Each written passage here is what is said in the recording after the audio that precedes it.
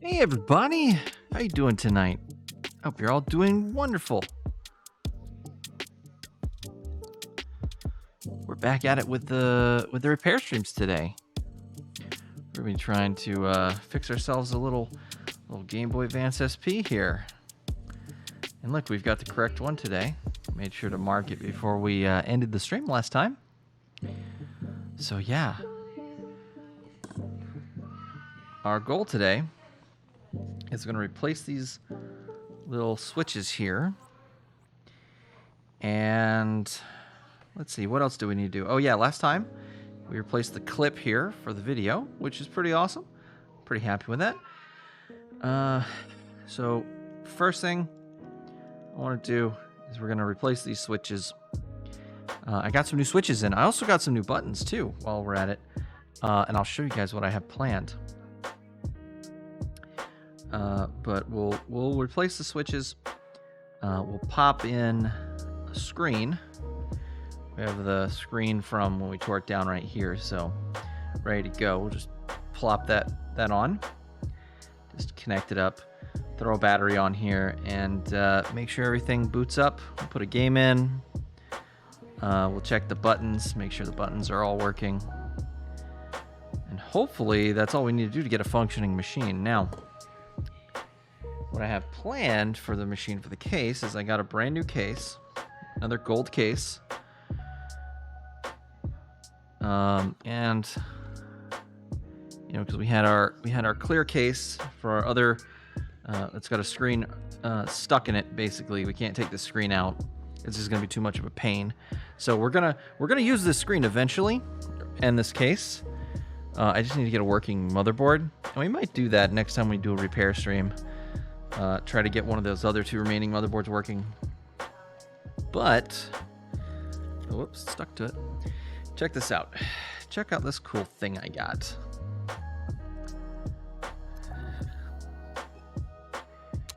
Get it open.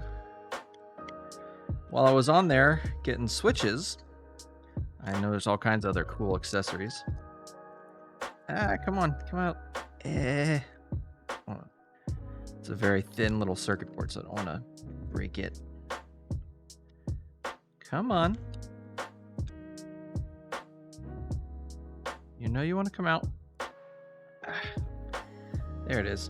Check this thing out. This is cool. So let's see if our autofocus will play nice today.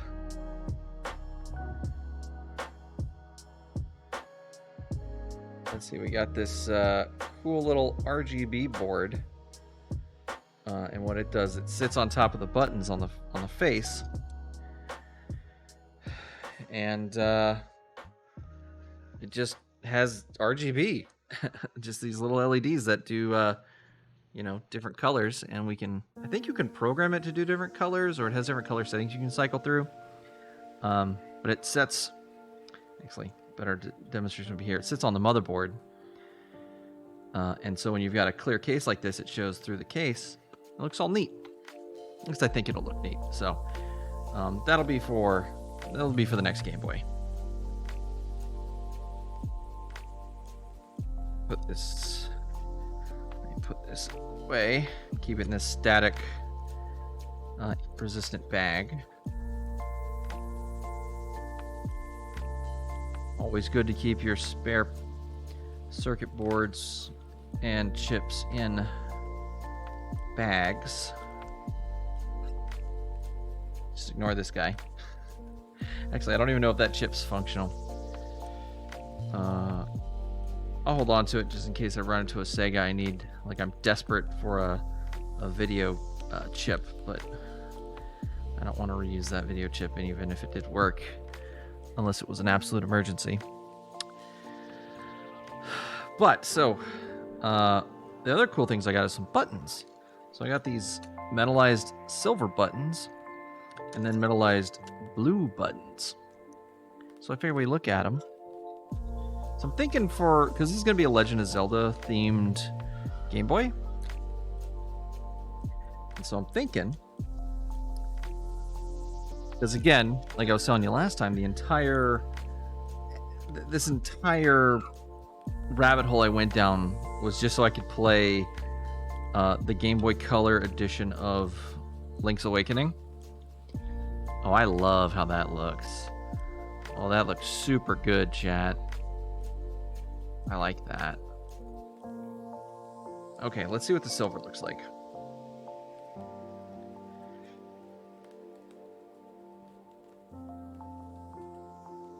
And with what we're doing, it's going to be pretty easy to switch these out if we change our mind, like we get it all together, and then it's like, oh, no, actually, the other one looks better. But, and of course, we don't need to make a final decision right now. We're pretty far away from that. Let's see, how does that look?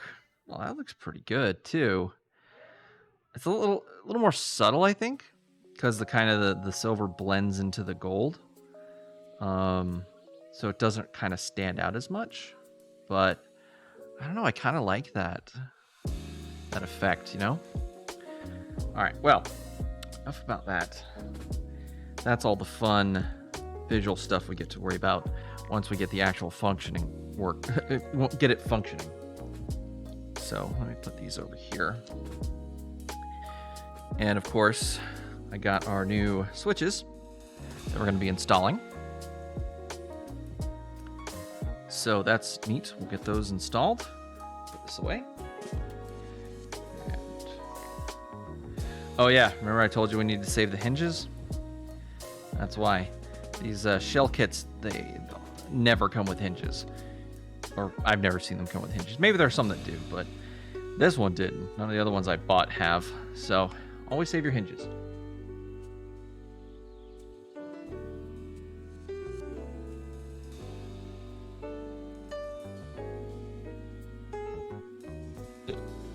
Oh, excuse me, I got the hiccups, chat. There we go. I just got this in a nice little foam bag so it stays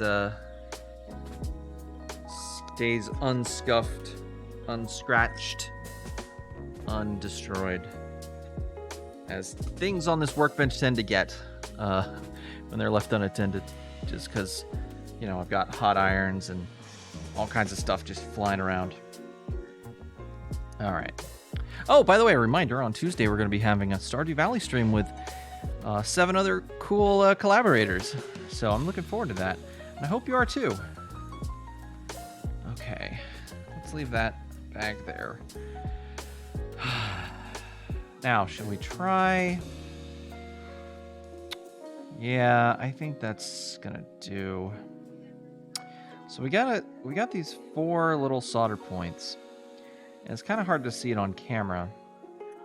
Let me try to put it on there for a little higher for you. There's these little bends. They kind of do this on the end. And those are a pain. So we might have to get some pliers and straighten those out. But the first thing I should do is put some solder on there. So, oh, this is our flux, by the way. It helps solder flow. So I don't actually think we're going to need flux just yet. Let's go ahead and get our soldering iron ready. Yeah, this tip will do. Get this out of the way so it doesn't get melted. Ah, whew. And so the first thing we're going to do is, if you remember, we talked last time about our workpiece out of the way. We're going to tin our tip, because a good tinned tip will transfer heat better. It won't oxidize. It'll last longer.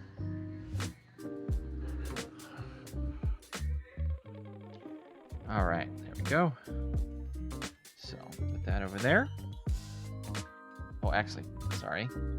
So first thing we're going to do to desolder this, so removing these is called desoldering, in case you didn't know.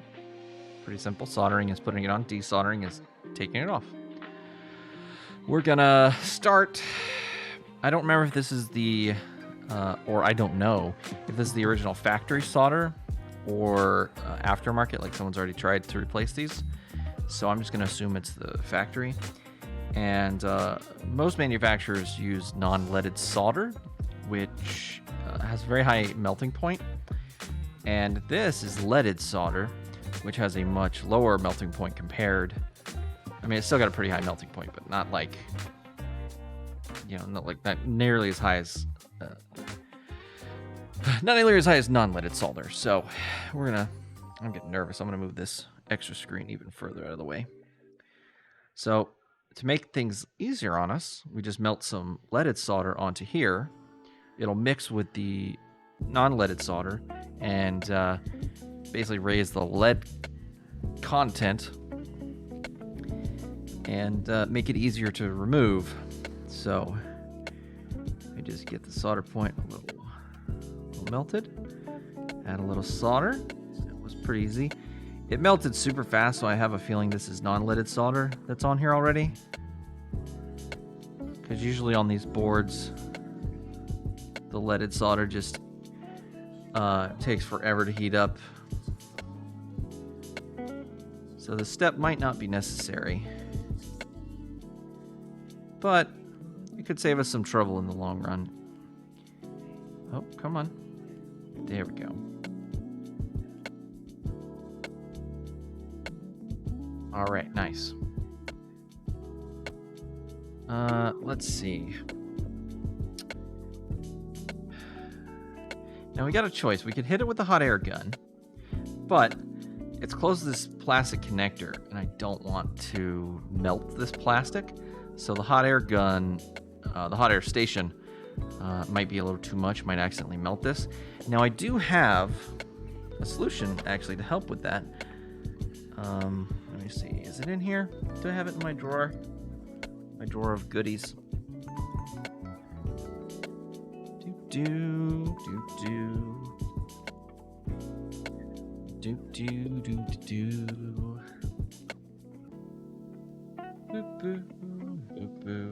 Hold on, let me look. Is it over here? Huh. I seem to have misplaced it. Well, I was gonna say I have some aluminum tape. Like, it's just aluminum, basically aluminum foil with glue on one side, like tape. But I don't seem to see it anywhere. I wonder if I took it down and put it in my toolbox.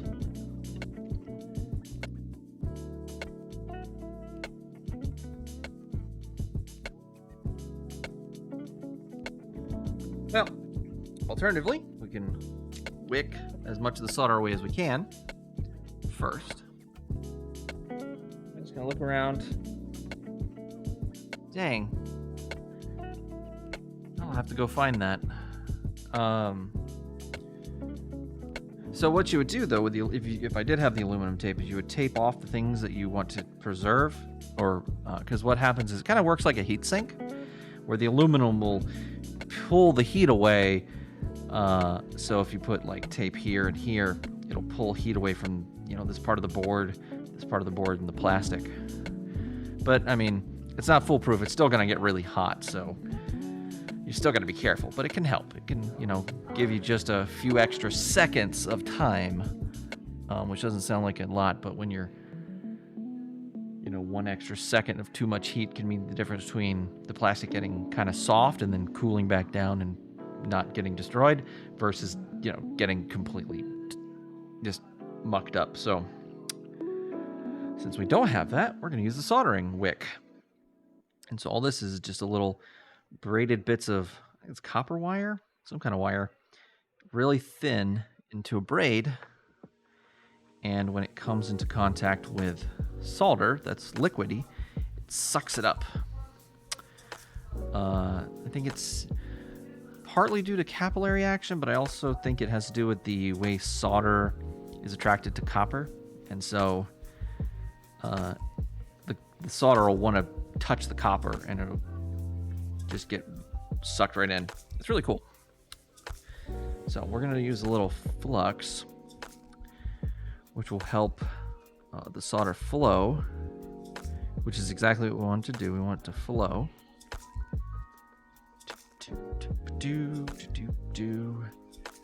Let me heat my iron back up. I'll just wait for the iron. I love the way that looks. I hope you're enjoying it too, chat.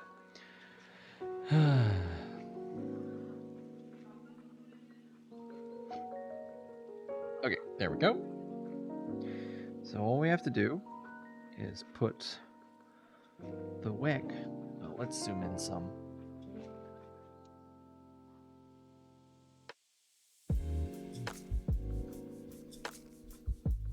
You guys can see this a little bit better.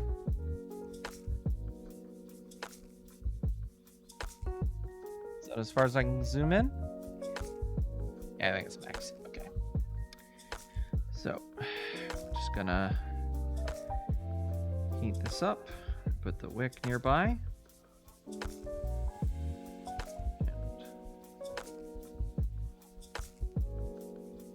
And notice it's going into the wick.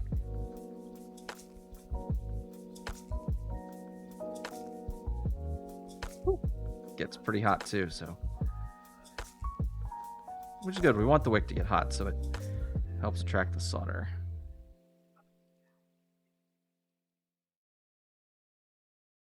Oh, it's tight quarters here. Let's go this way.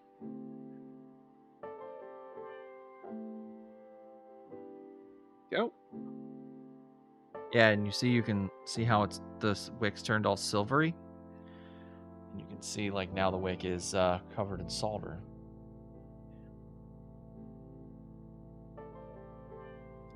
Isn't that cool? I think it's pretty neat.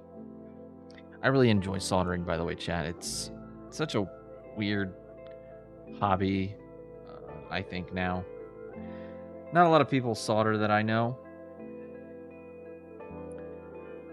But I find it really fun and relaxing.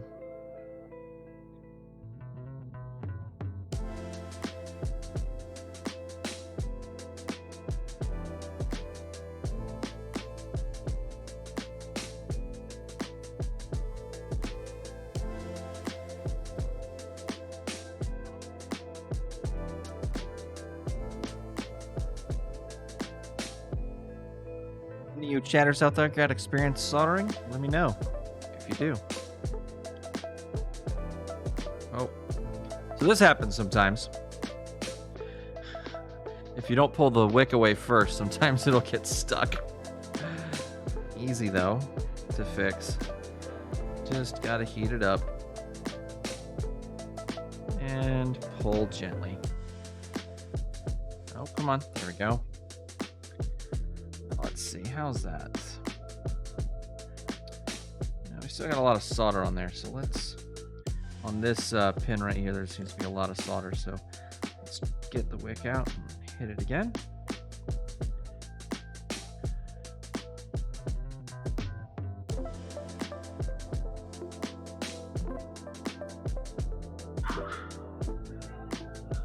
Not a lot's coming off, so that tells me that solder's probably on the other side, on the underneath, which we can't get to, because, I mean, you know.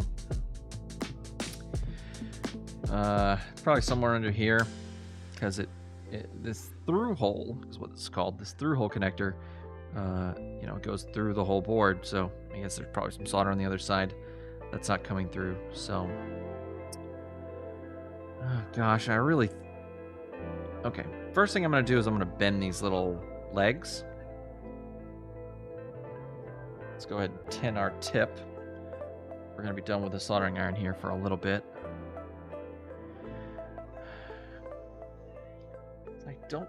Gotta find that aluminum tape.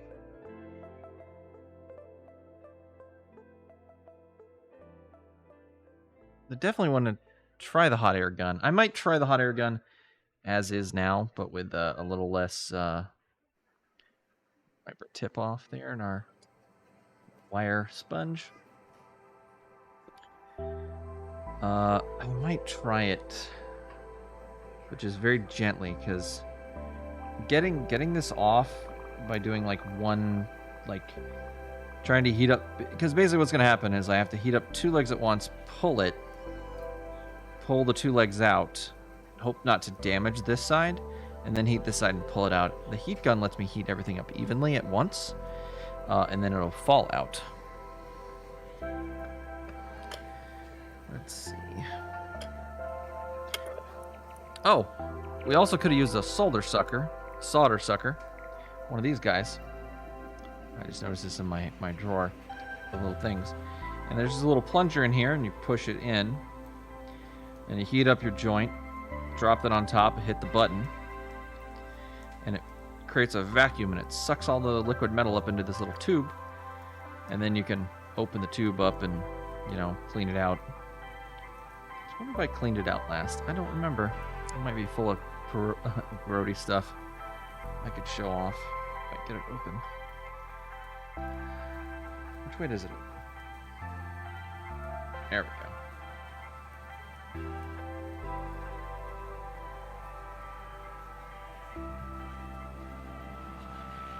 Oh, wrong side.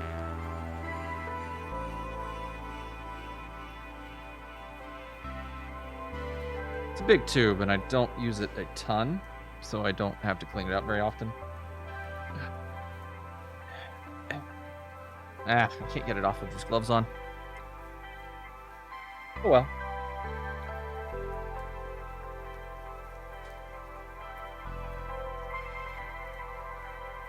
Oh, get a pair of needle nose pliers,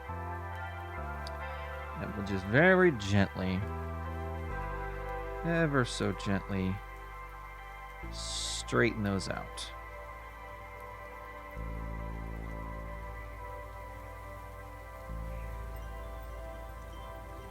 Oops, that wasn't so gently. See, now they look. Now compare the 2 sides.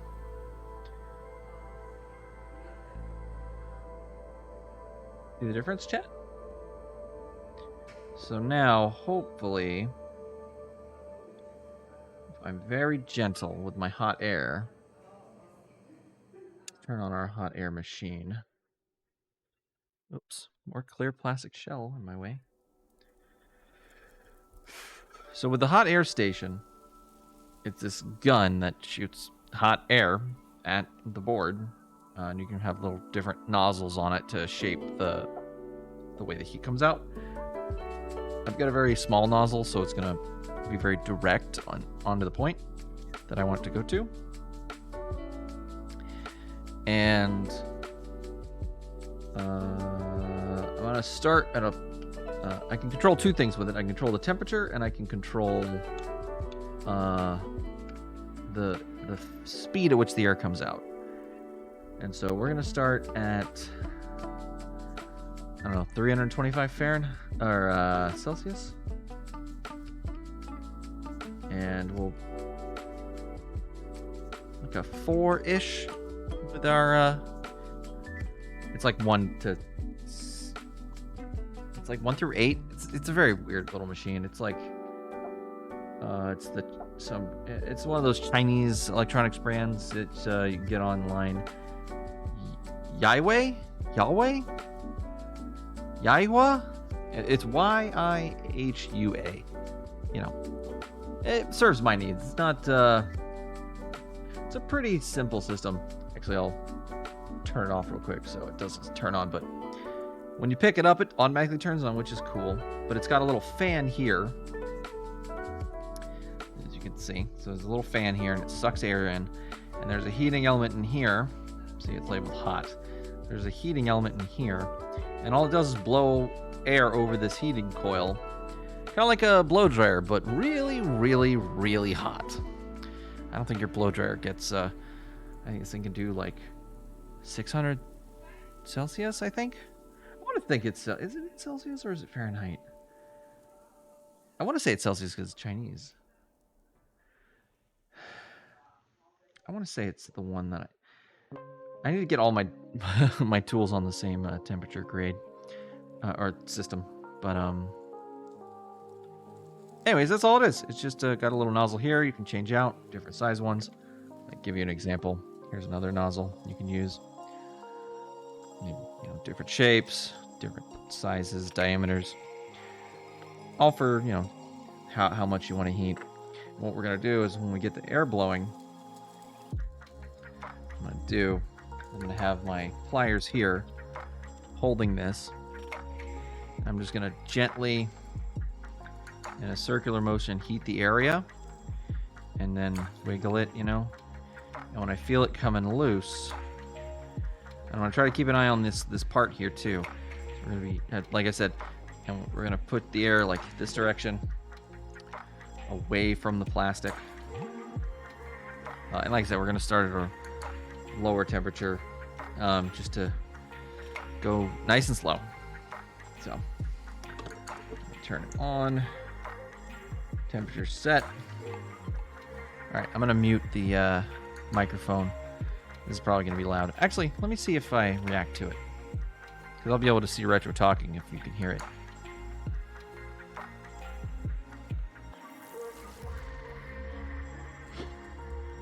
Okay, looks good.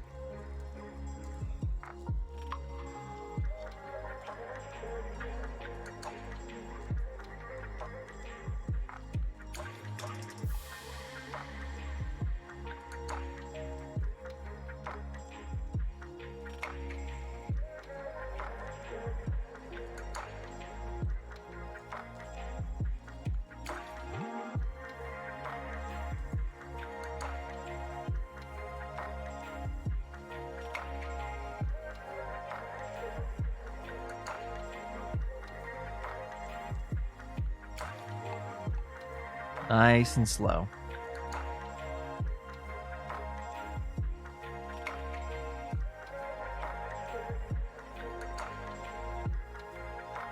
We just want to make sure it falls out. We don't want to yank it out because that could damage the what they call vias or vias. It's little metal connections that are inside those holes that are in the board. And if we damage those, that's a whole other layer deep of repairs that I'll have to do.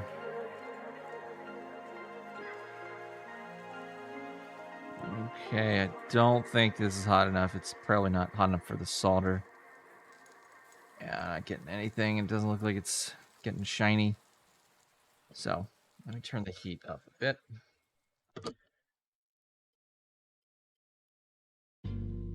Go to 375.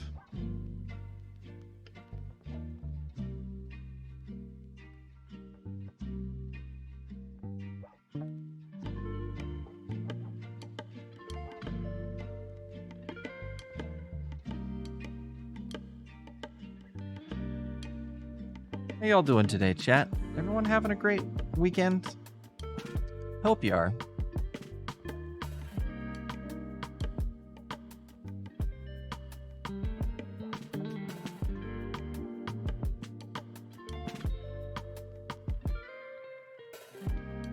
I'm having a pretty good weekend myself. I get to hang out with you nice folks and fix things. It's always nice when I get to hang out with y'all and either play a game or chat, do something.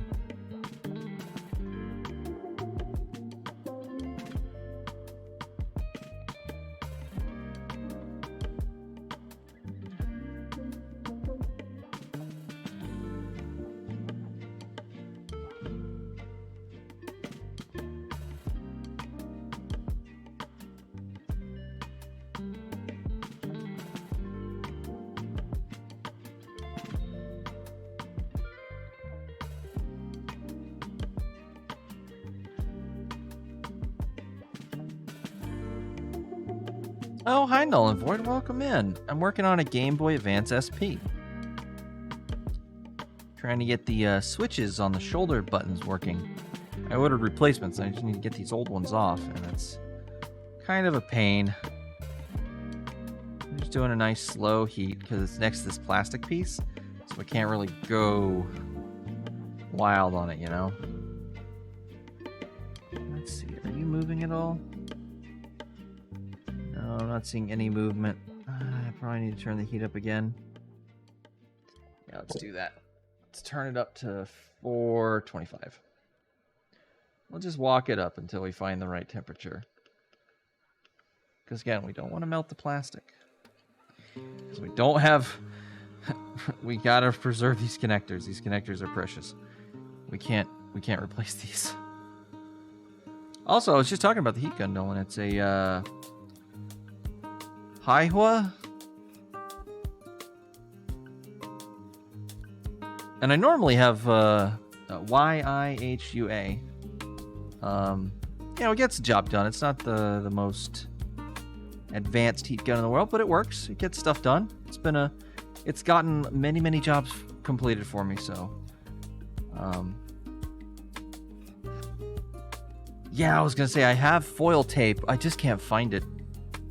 And I didn't want to make chat wait on me while I searched for it in my workbench.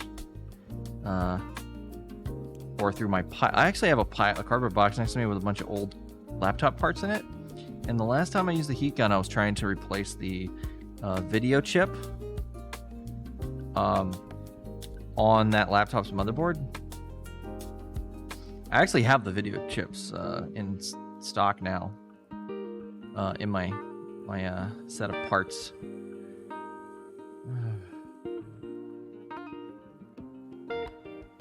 Why did it move?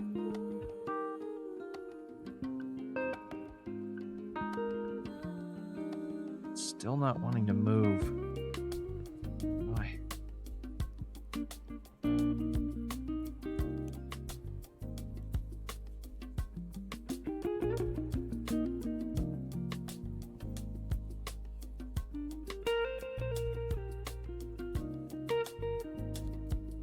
Just getting no movement out of this at all.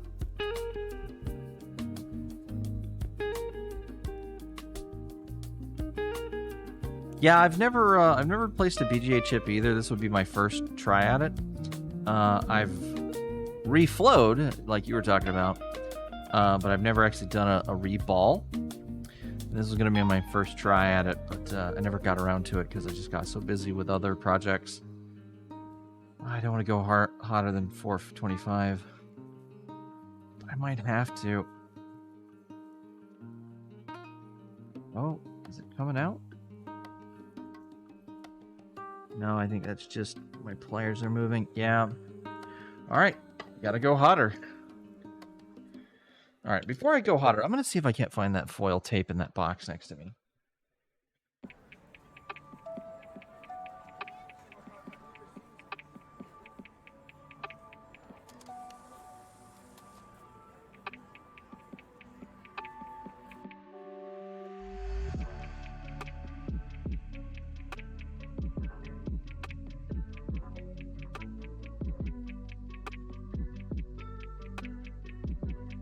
On a bunch of old Game Gear parts in there too.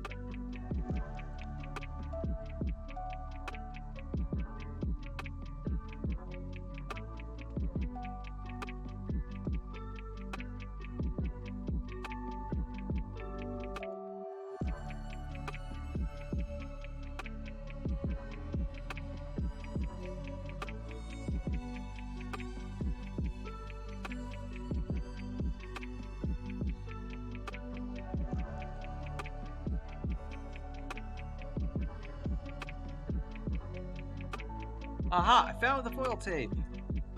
Aha! It was in the back of the drawer.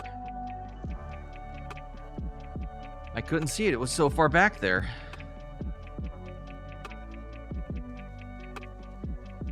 Yeah, huzzah!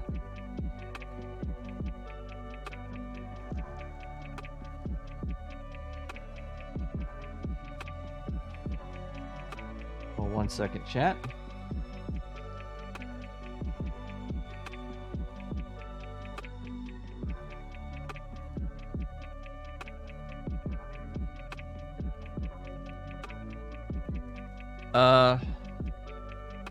Sorry.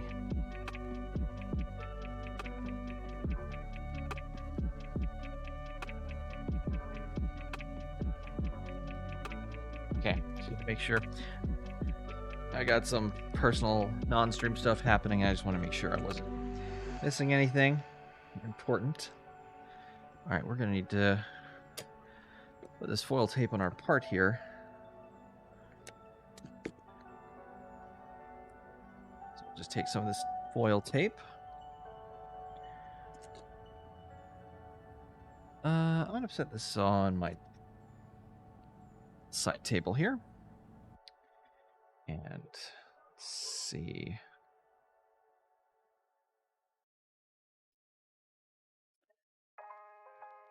Trash over here.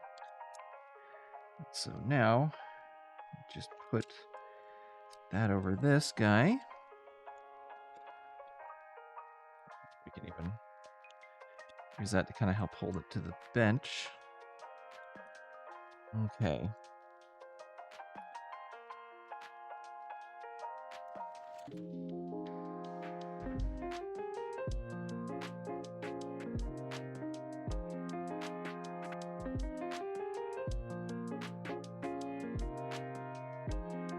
There we go.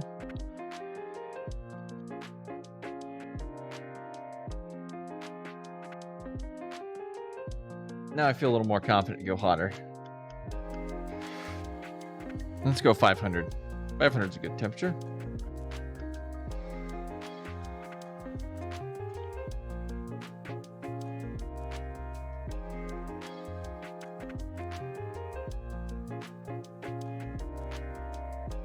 Oh yeah, I should have realized the tape wasn't going to work if I was going to be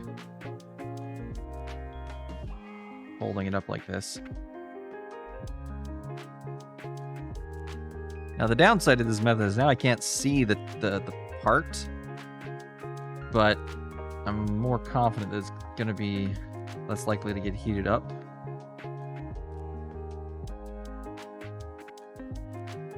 Oh, I can see the solder's getting a little liquidy.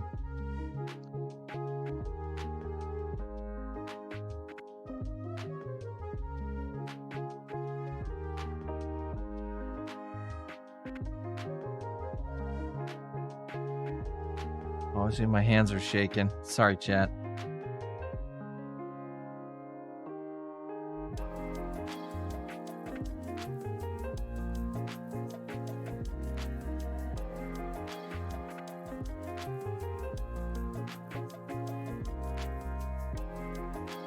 Ah.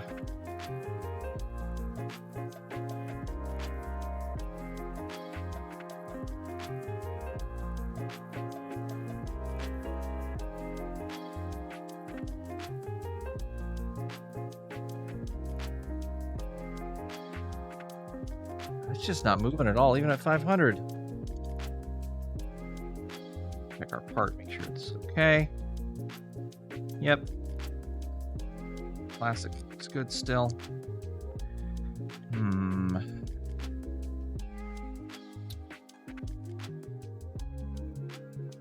Let's try those solder wick again. Trim our wick down some.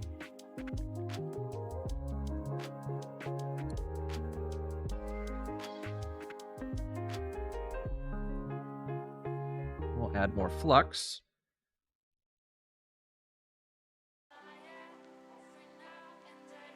That's probably too much, but it'll be okay. All right, our soldering iron is heating up. Let's get in there.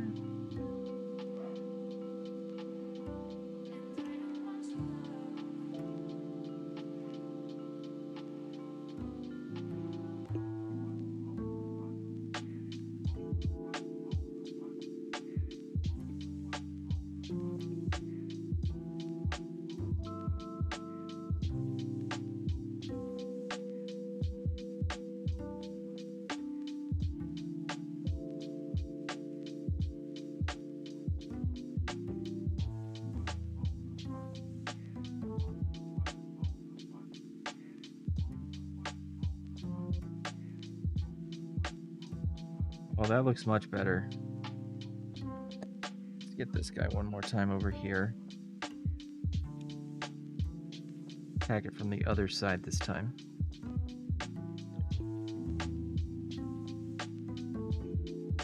Oops.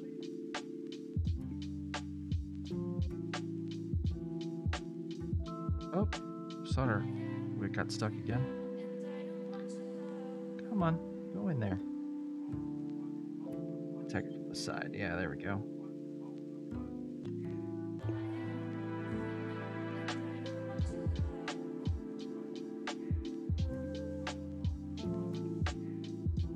So one thing I'm noticing is those little tabs that I've bent forward. This one, I think part of the problem is if you look at this one right here,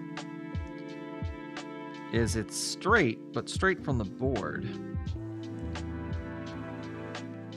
And you can, it almost looks like it comes up and then over. Right?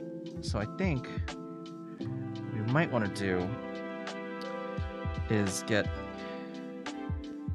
a smaller tool. Get tweezers.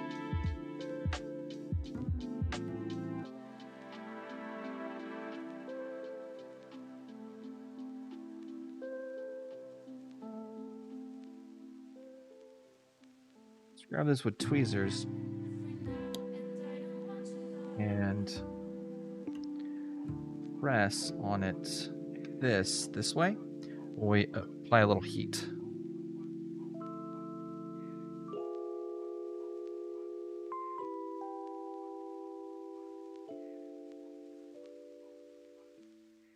Yeah, that's looking good. Okay, I like that. That's getting us progress.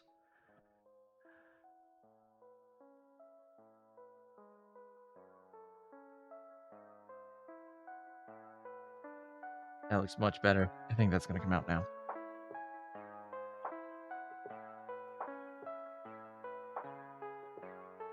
Yeah, see how that, I don't know if you can see now, chat. You can see it looks a little more straight. Come on, focus. Yeah, see? Those look a little bit more straight now, coming out on the sides. So hopefully, when we apply heat this time, which 10 our tip. Oh yeah, look. So see what I was talking about with your tips. So especially after using a soldering iron or solder wick, you're oh, come on, get on camera.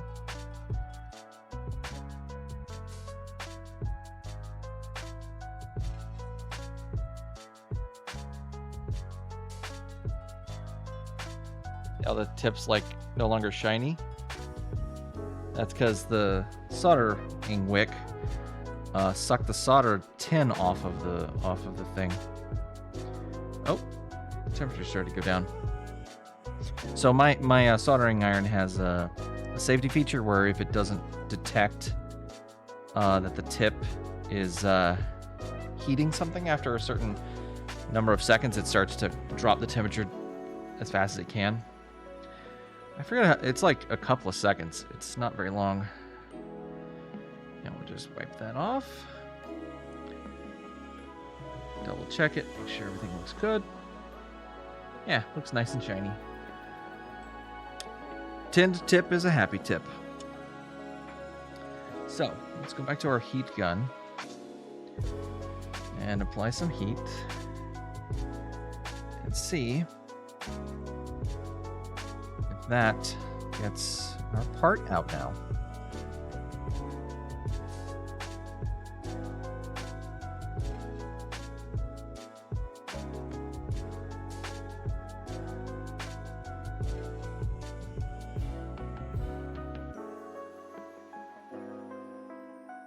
This little circuit board's flexing. It hates this. It hates this so much.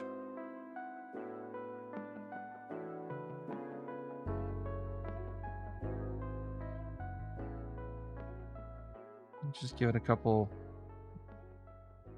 little time here to soak up that heat.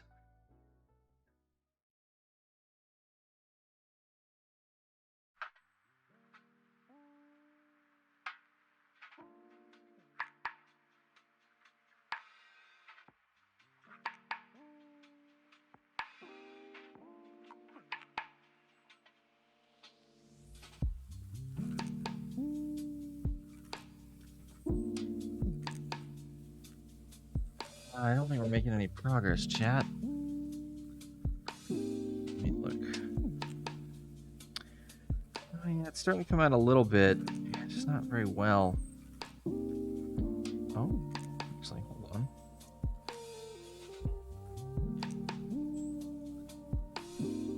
Oh, look, we got free movement. Where are we still stuck? What part of it is broken? Or is not let's see.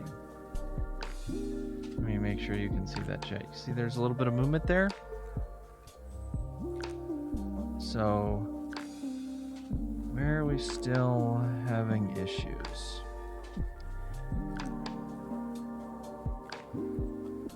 It looks like that via right there just won't melt.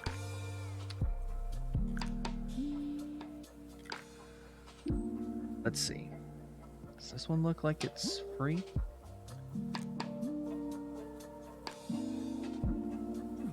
Yeah, that one's free, that one's free, that one's free. It's this one right here. So now that 3 of them are free, if we take our tweezers, we take our soldering iron, we put heat on that, we might be able to pull it out now. So let's try that.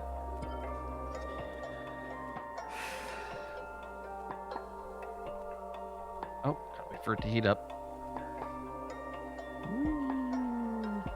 Cosmic chips. I love that so much.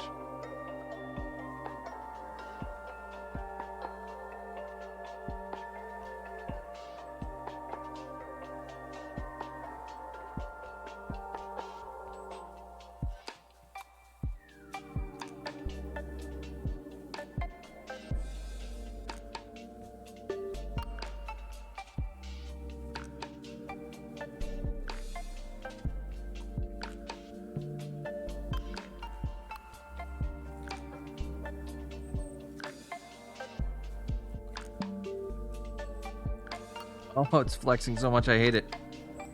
Alright, let's try this grip.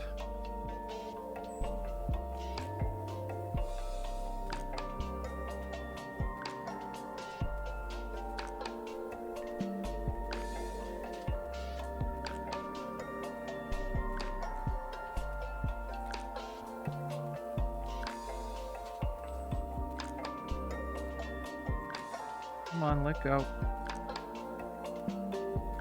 There. Oh, we got it, chat. Alright. That was a lot of work. Let's inspect it here for any damage. Oh, ho, ho. I almost had a heart attack, chat. This little melted piece of aluminum tape, I don't know if you can see that. That, like, scared me. I thought I'd accidentally melted the plastic. But plastic's all in one piece. No melted plastic. Let's look at the vias.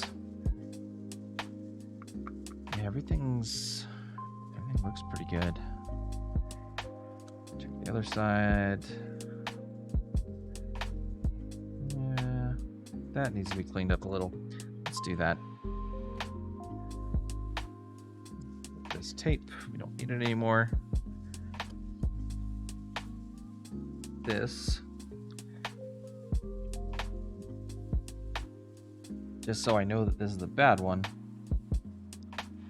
I'm just gonna bend these over all these little legs so I know this one doesn't work. I can throw it away. Alright.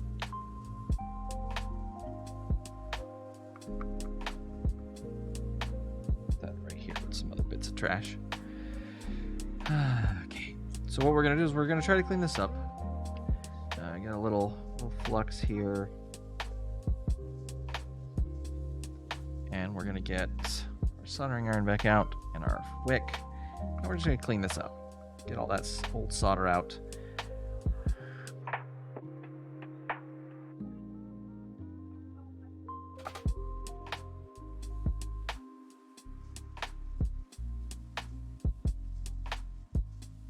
There we go.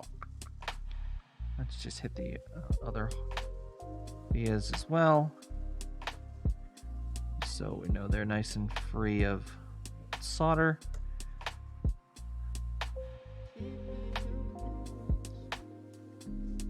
pretty good to me. What do you think, chat? Can you see through the holes? Go on, focus.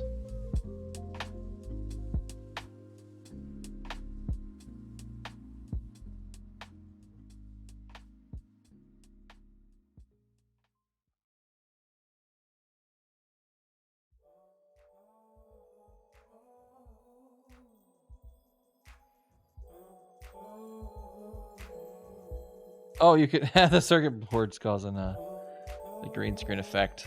Let's see, does this side do it? There you go. See how nice and clean you can see right through those holes? That's what we want. All right, let's get ourselves a little bit of 99% isopropyl alcohol. And a cotton swab. I'm just gonna put a little bit of this on a cotton swab. And I just poked a tiny little hole in the top of this so it's easier to control. So now we just clean up the flux and residue.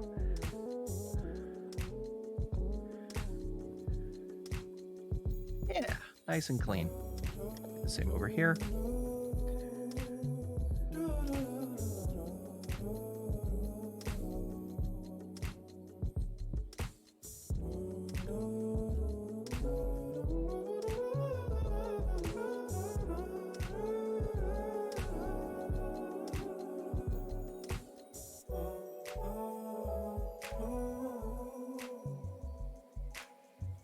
Oh yeah, I did notice there's also some like over here there's like some kind of weird blob of solder. I think that was me trying to ground some connection when I was putting on one of the mods.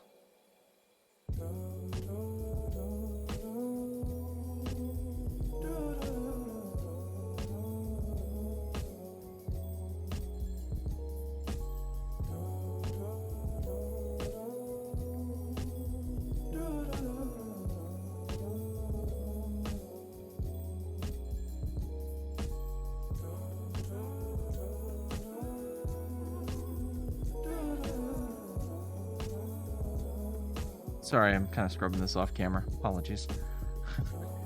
Still not used to doing this on camera.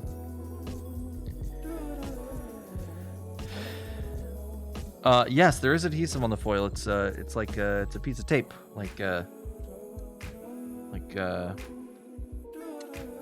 yeah, it's a foil tape.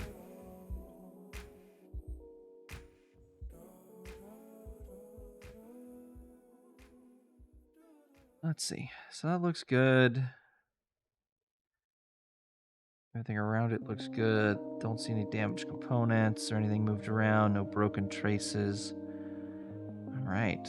Nice. Now we gotta do the second one.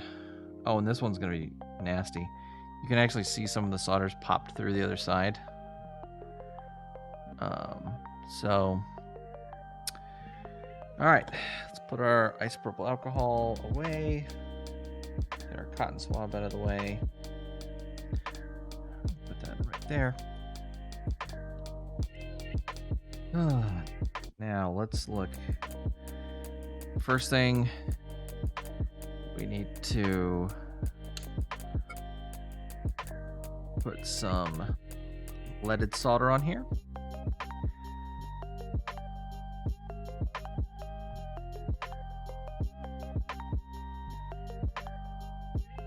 Sorry, I forgot to.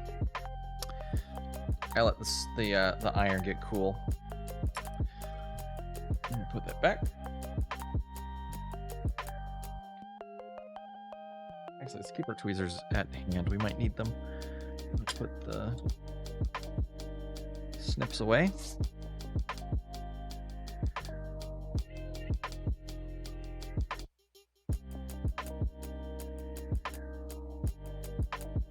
All right. Set temperature.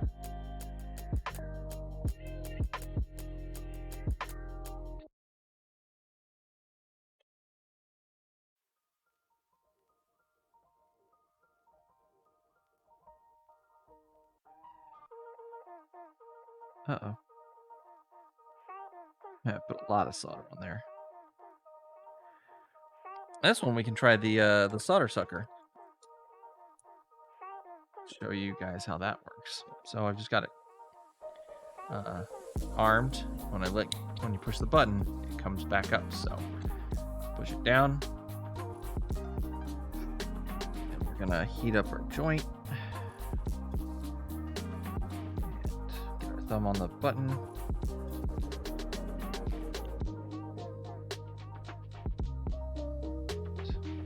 Just do this a couple times.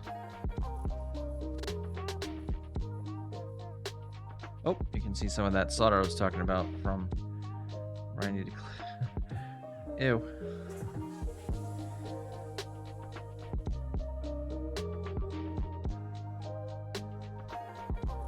I think because there actually is a little too much solder on the joint, it's making this a little easier because it has the solder wants to stick together.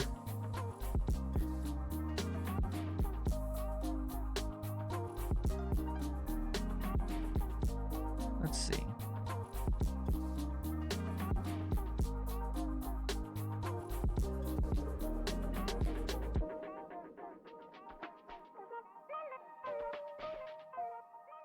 That was a good one. I got a lot.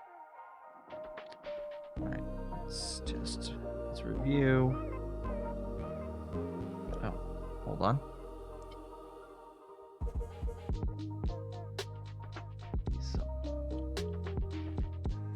Bit to that solder I sucked up, just sitting there on the board.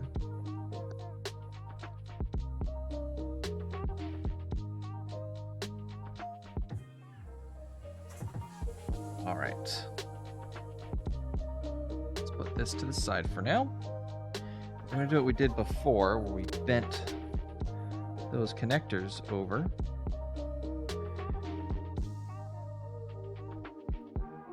Oh, let's do this on camera. So I'm going to heat this up, and then I'm going to bend it. I'll do the same thing over here.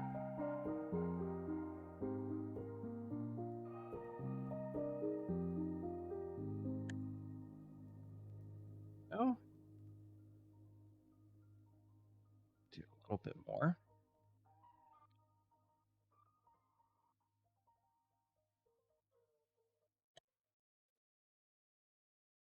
There we go. Those look pretty good.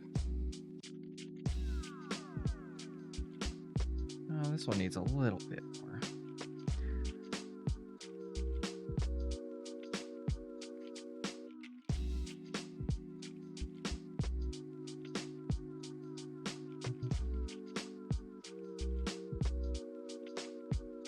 There we go. Perfect. Now we'll just straighten them out. So now what we can do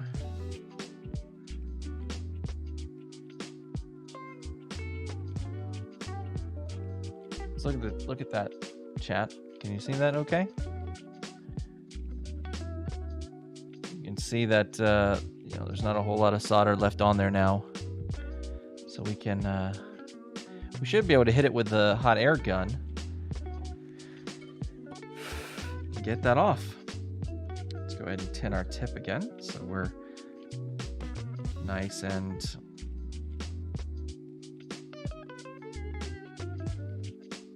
tinned.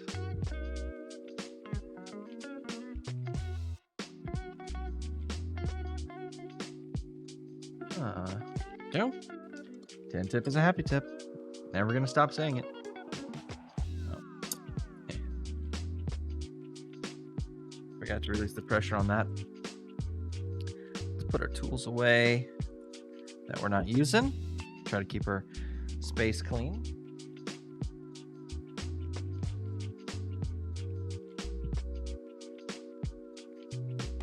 When things get messy, they get unorganized, and it's easier to make mistakes. Hey, Wireball, welcome in. Nice to see you this evening. I hope you're having a good day.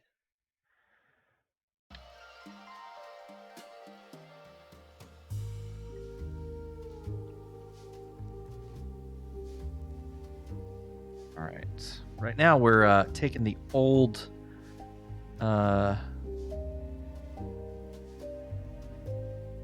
good detail. Oh, thank you, Airball. Right now we're taking the switch off so we can put on a new one. And then we'll do a little test run where we put things on it. So let's see. Oh.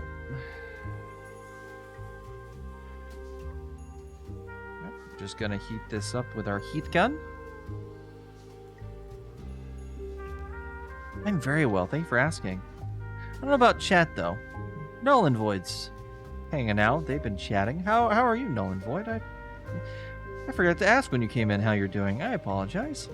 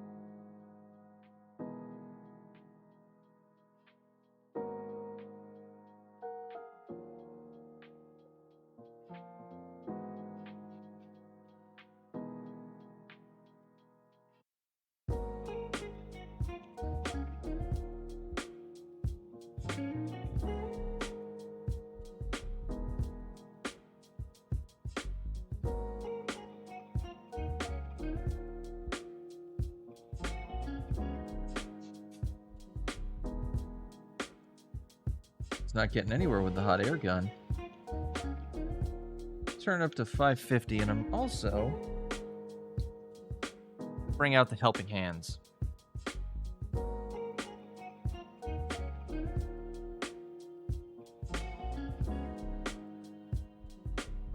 Behold, chat, the helping hands.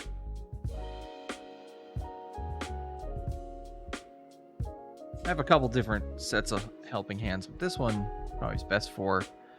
Oh, I'm sorry to hear you're tired, Nolan. I hope you get plenty of rest soon. You know what? I don't like how sharp these alligator clips are. I think they might damage this board. Let me get my other ones.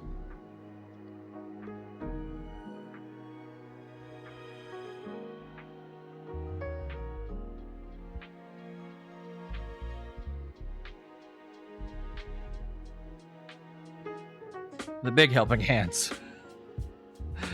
These helping hands are a bit too big for this setup. But they have a light and a magnifying glass on them. They're actually really, really good helping hands. They're just not good for what I'm doing right now with this, with streaming it on Twitch. But they have these nice little rubber pieces on them.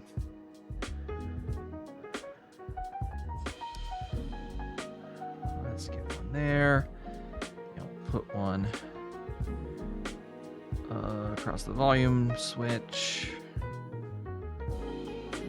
And we'll do another one right here.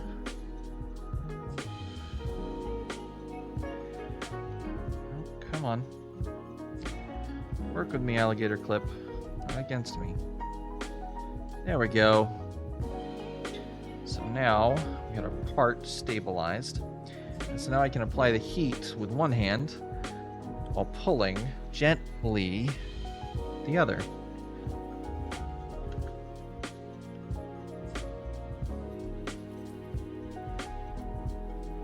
All right, here we go. Heat incoming.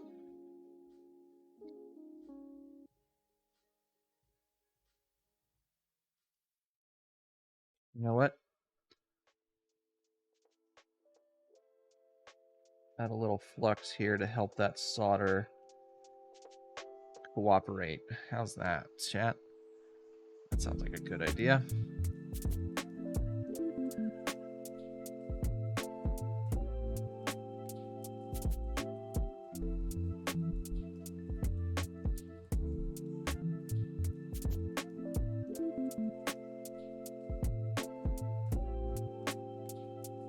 Well, I hope you're tired because you did something super awesome, Nolan.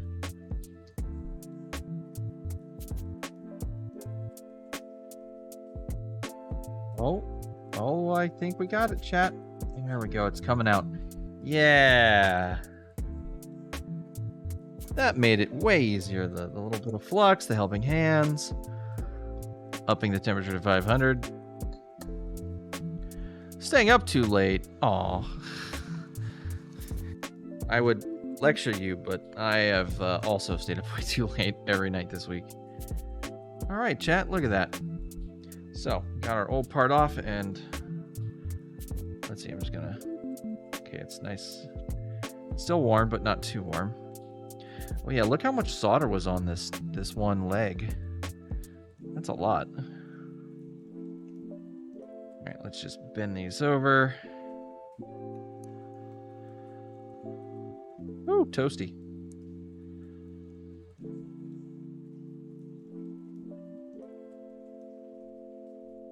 Well, Nolan, were you at least staying up doing cool things?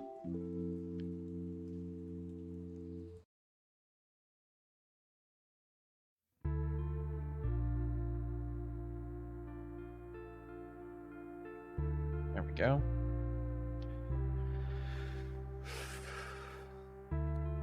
Let's zoom out just a little bit. Playing Magic Online.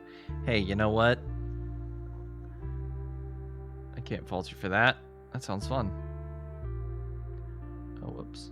Zoom out. Yeah. All right. So, here's our next step. Now that we've got the board free. Oh, actually, before we do that, let's get this out of the alligator clips. And we need to inspect those holes. Nope. So here's why we would do that.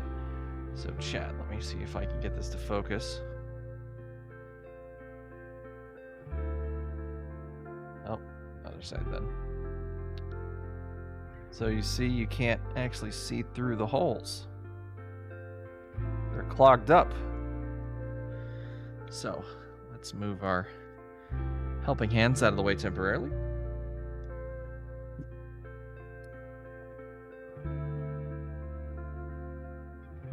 And we'll get our soldering iron, let it start heating up.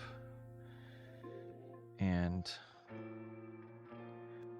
a little more flux on here for funsies. Honestly, you can never really have too much flux, chat. You can always clean any excess flux off. And if you have too little flux, it's going to make things harder unnecessarily. So once our iron gets up to temperature, we'll clean this up. We'll pull the rest of the solder out off these joints, and we'll tin our tip and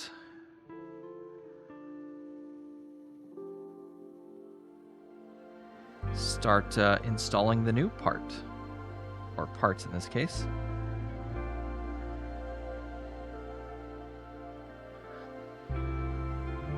Now let's do this way from this side. It's going to be a little easier to get to it.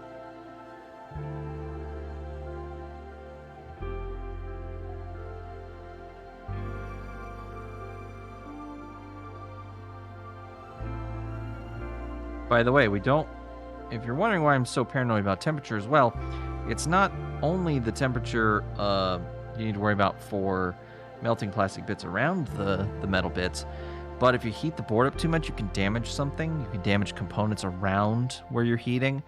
You can damage the components you're installing if you're using too much heat. And you can damage the traces. That's usually, so like these vias, whatever. If you heat them up too much, that will melt or destroy whatever's holding them in place. I think it's resin that holds them down. And you destroy that and they come out of place, and then you lose the connection, or you have unreliable connections. It's a pain. So you always gotta make sure you're not using too much heat. You always want to use just enough.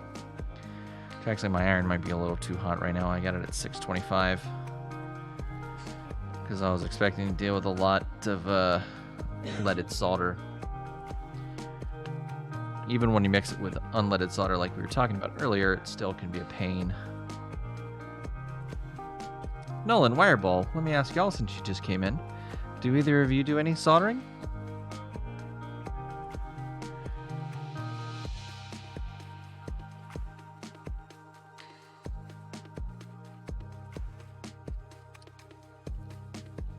Go back to our isopropyl alcohol.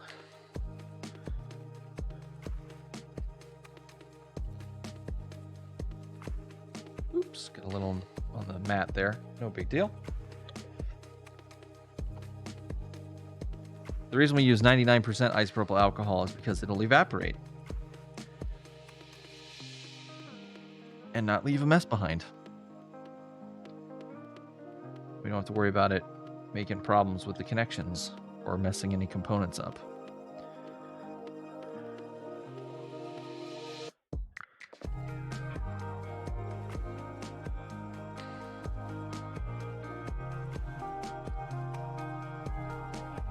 There we go. That looks nice.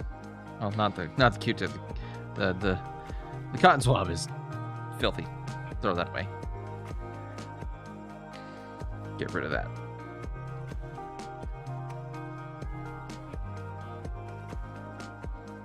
I'll put it over here. Off camera, but I won't get up and... well, hey, at least you're trying. Number one tip for if you're not using enough flux is to just use more flux. Never use too much flux. Did I say you never use too much solder earlier? No, I meant flux. You can never use too much flux. Gosh, words are hard, you know. You can never use too much flux. You can definitely use way too much solder, that's for sure. But you can never use too much flux. Oh, I did say flux? Okay, cool.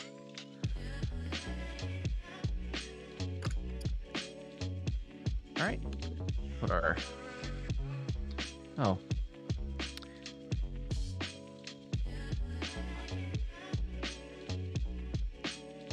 Got some flux on our connector there. And some flux on the mat too. Clean that up real quick so it doesn't get on anything later. These bits of solder junk. Come on. Get all this junk out of the way. Come on. Go away. Go away. Shoot.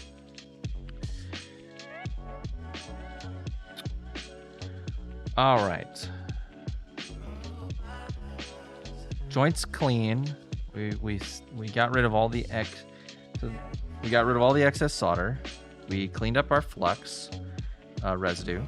Oh, by the way, flux left on the board, certain flux can actually damage boards over time. So that is one negative to using a lot of flux. You just have to make sure you clean it up, because if you don't, it could damage the board.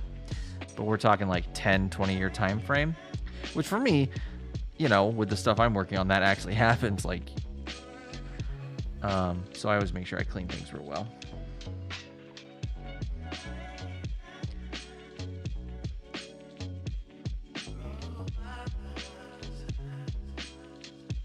I don't know if it's acid core. Are you talking about solder that has flux in it? I know this is a rosin core flux. There's rosin flux in the core of this solder. I've never heard of acid core, but I just think that the resin is slightly acidic. Someone have to check me, but I've been told. I actually never fact checked this myself, but I've been told to make sure you clean up all the flux because it can mess up the board. Whether that's true or not, I still think it's good practice to clean up all the flux.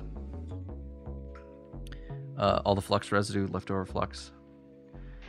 Just good practice. All right.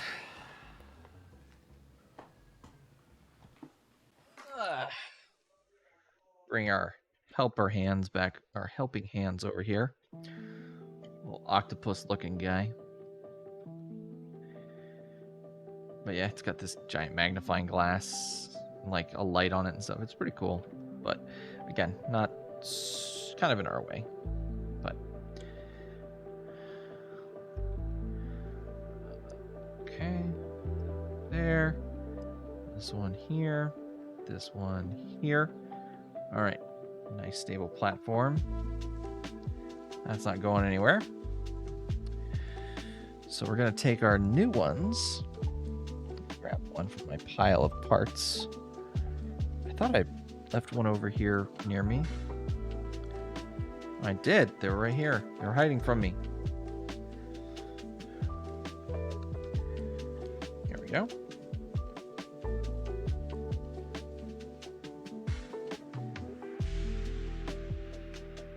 By the way, hashtag not sponsored, but thank you, Handheld Legends, for just having a really cool shop that I buy stuff on. If y'all want to sponsor me,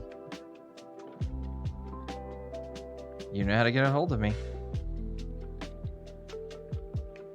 All right, so what we're just gonna fit this part in here because you got those little bends, which make it a pain to get off, but it holds it in place for you while you're trying to solder it, which is convenient. But getting them through the vias can be a pain. Did I not? Something wrong with that one?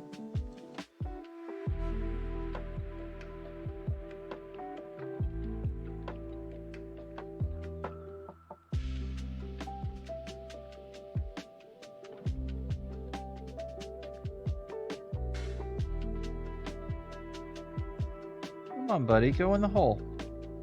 No. No. Fit.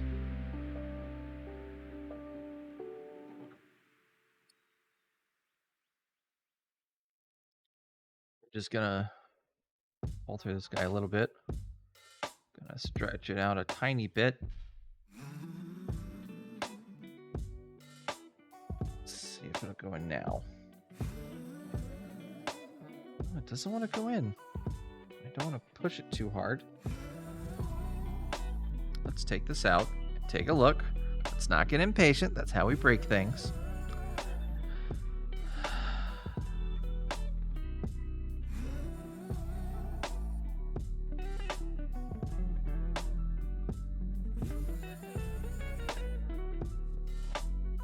I think we didn't clear the hole up enough. I can see there's a little bit more solder around the sides.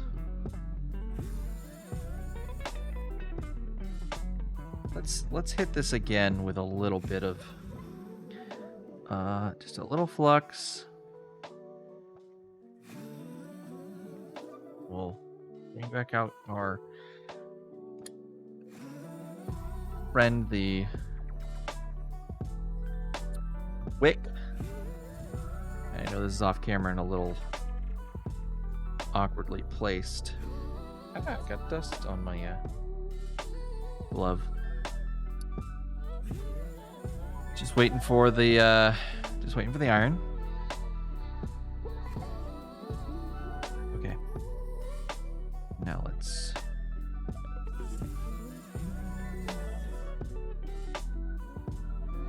okay.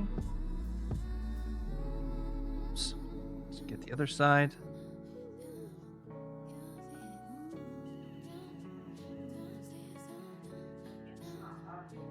All right. There we go.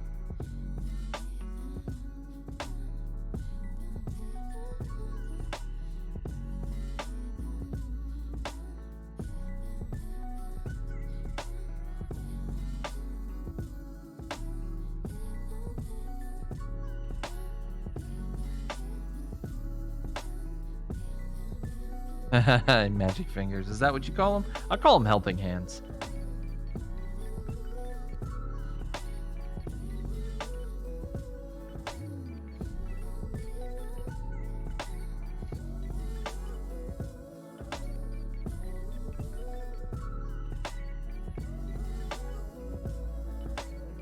Oh, okay. I don't know. I like the helping hands. Or sorry, I like that name too, though. magic fingers. Ah, there we go. Now it slots in perfectly. All right, let's put this guy back on his little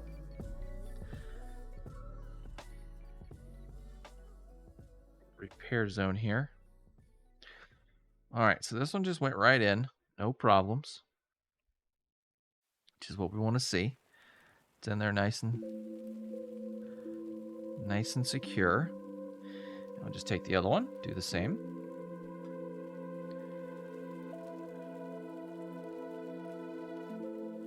Oh, is it not going in either? Come on, don't be like this.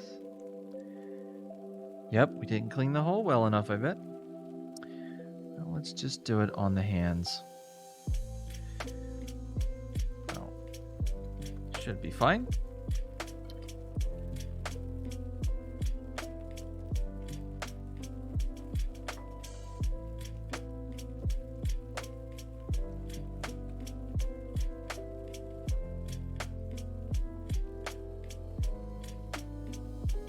All right, perfect.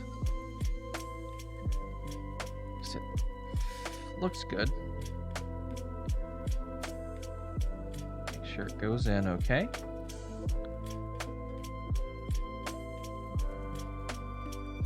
Uh-oh. Okay, hold on. Do the same thing we do with the other one and straighten it out a little bit.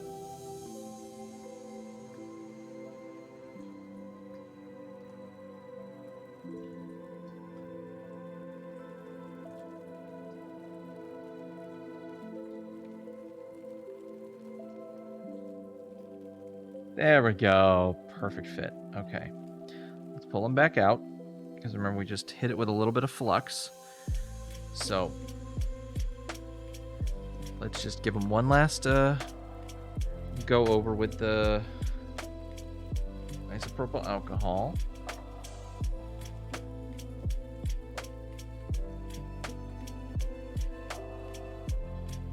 And I know we spilled some on the board, but not a big deal.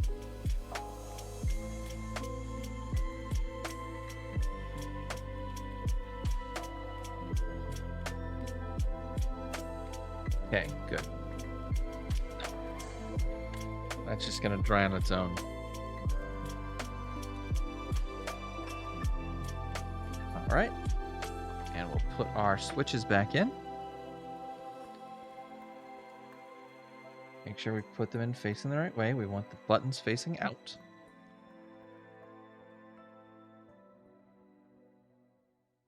All right. I forgot to tin my tip, chat.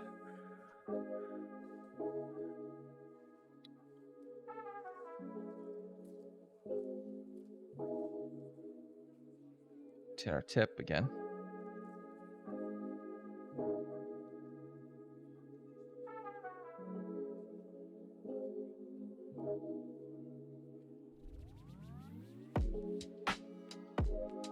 All right. So now all we have to do is attach the part. So get a little bit of flux on each of these.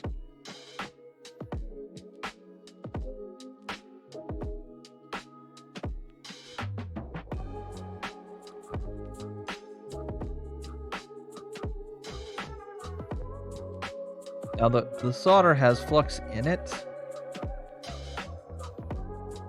but again, I'm a big fan of using a lot of flux.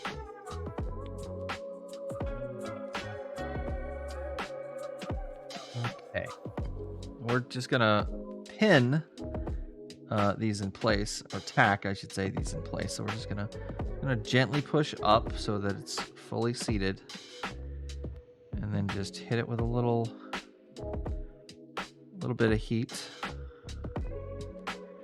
and the solder that's on the iron already should be enough to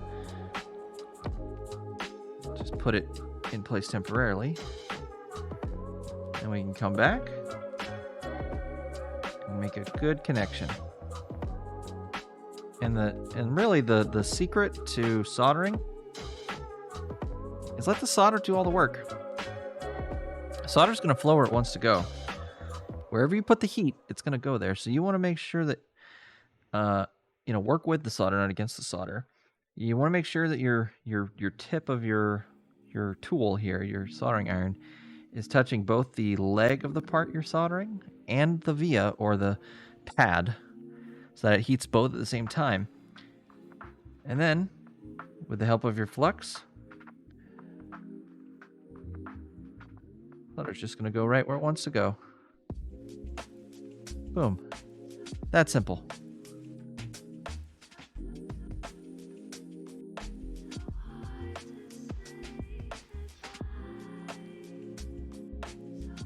I'll zoom in for this next one. So we've got some solder on our tip. Too much, but we've got it tinned and we got a little on there. So we just push up gently. So this is seated. Little tip, little tap. Now that's tacking them on. So there's not a lot of solder on there, just enough to hold it in place. And then we come back with our solder in hand.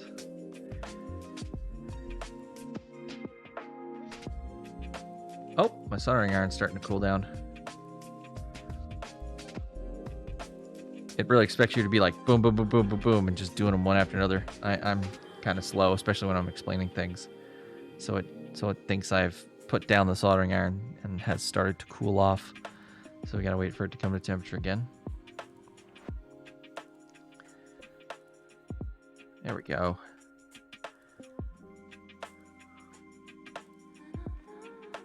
Now, I did make a mistake right there. I don't know if you noticed, but the solder hit the tip and not the joint.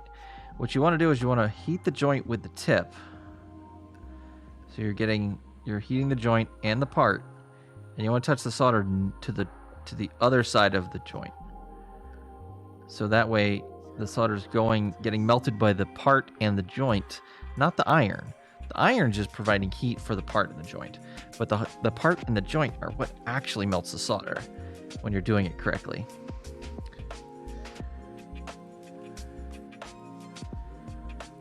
So I'll show you here. So I'll touch the part and the via, and then I bring the solder to the via and the joint on the other side. See it go away? Go right into the joint. Just that easy. Boop. Boop. Soldering is so easy. That's all it is. That's all it is, chat. Check that out. Now we have just visually inspect our joints, make sure they're good. Those look good. Those look good. Those all look good. Those look great. I think we did a great job, chat. Yay, we did it. Part 1's done. We've got new switches on here. I'm so excited. We might actually have a functioning Game Boy Advance SP soon. Yes, mine is adjustable. I have a Weller soldering station. Right now I have it at 625 Fahrenheit, which is pretty high temperature, honestly. Yay, thank you for the head pats, Nolan. Oh, and let's not forget to tin our tip. I've also noticed with these Game Boys, these boards soak up heat really well, because I forget how many layers they are, but they're quite a few layers. And the more layers your board has, usually the quicker it dissipates the heat. And it has a lot of grounding planes. So when you have a lot of ground planes, it means there's a lot of copper in here. So it's still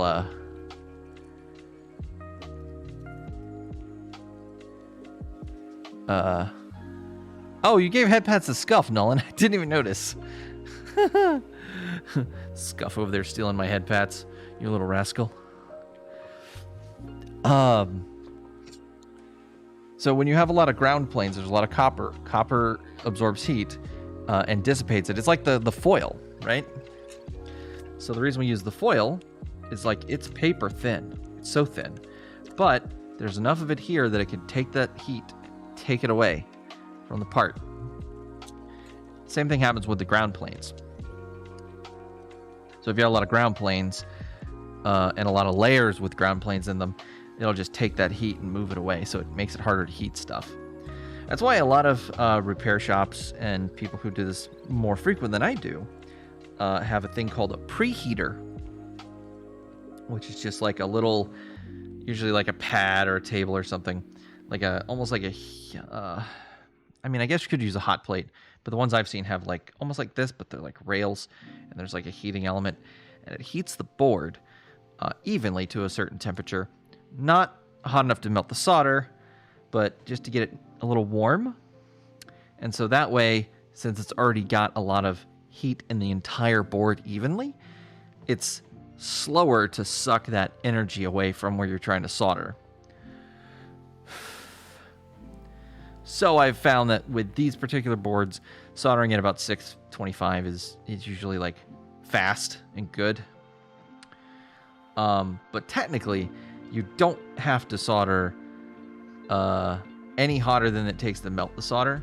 But if the board is sucking energy away to keep the joint at that temperature that can melt the solder, you have to have a higher set temperature. It's kind of complicated.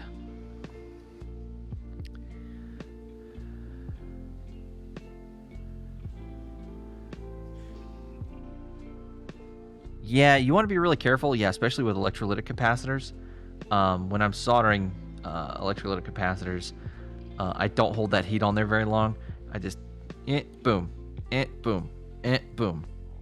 Just get it on there as fast as I can, because you don't want to mess up that chemical process. It's really volatile electrolytic capacitors.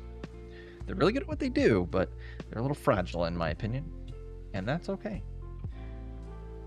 They're fragile because of the way they're built, and the way they're built is what makes them do what they do. So, they're perfect just the way they are. And I'm rambling. But that's okay. It's okay to ramble sometimes, chat. We should clean this. We should clean up this residue. So, let's do that. Go ahead and turn off our iron, turn off our heat gun.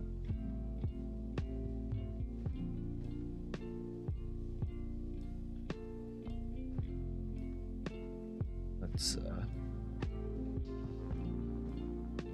make a big mess. Well, now I have plenty of isopropyl. I spilled isopropyl alcohol on the table, but that's okay. I can just dab it up with the cotton and apply it where I need it. So let's clean this joint. Let's zoom out a little. You can see where I spilled the isopropyl alcohol.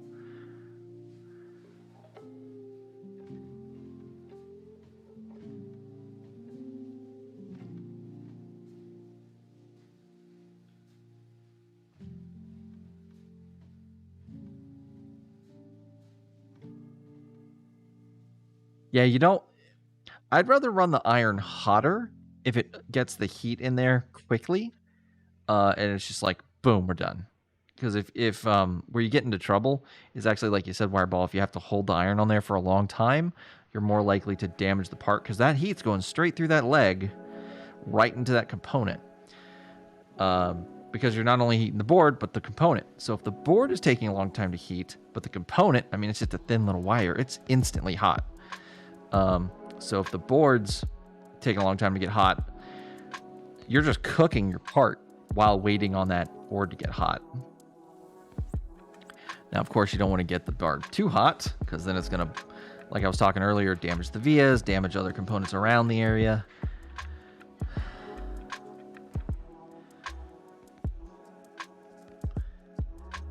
But yeah, you don't want to hold your heat on there very long, because it'll cook your part. So usually what I'll do is when I'm not sure what temperature to use, I'll get I'll start at so I think this solder I have melts at 425. And so I'll usually start 500, 525. Do a little couple test passes on a part.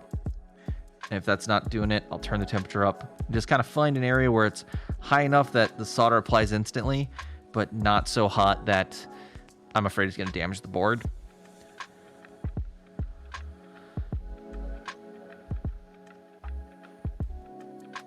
Yeah, Nolan. Yeah, that's what I was just talking about, Nolan, with the preheaters. Yeah, these little devices I was talking about, they're called preheaters. I never finished that story. I apologize. So yeah, you get these little preheaters that just little evenly, they call them preheaters. They're little, is what I was talking about, evenly heat the board. So there's more energy in the board, not enough to damage anything. You don't want to turn it up too high, but enough energy that it's not going to wick that heat away quickly. Or as quickly, so that you can you don't have to worry about cooking your parts waiting on the board to catch up.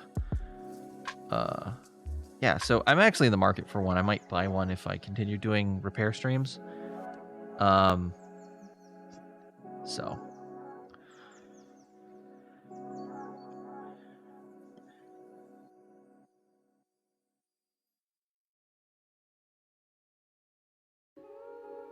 hey, Sparky Dinka, welcome in.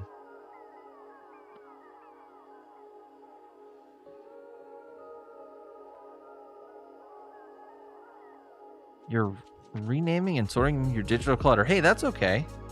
That's a good activity to be doing.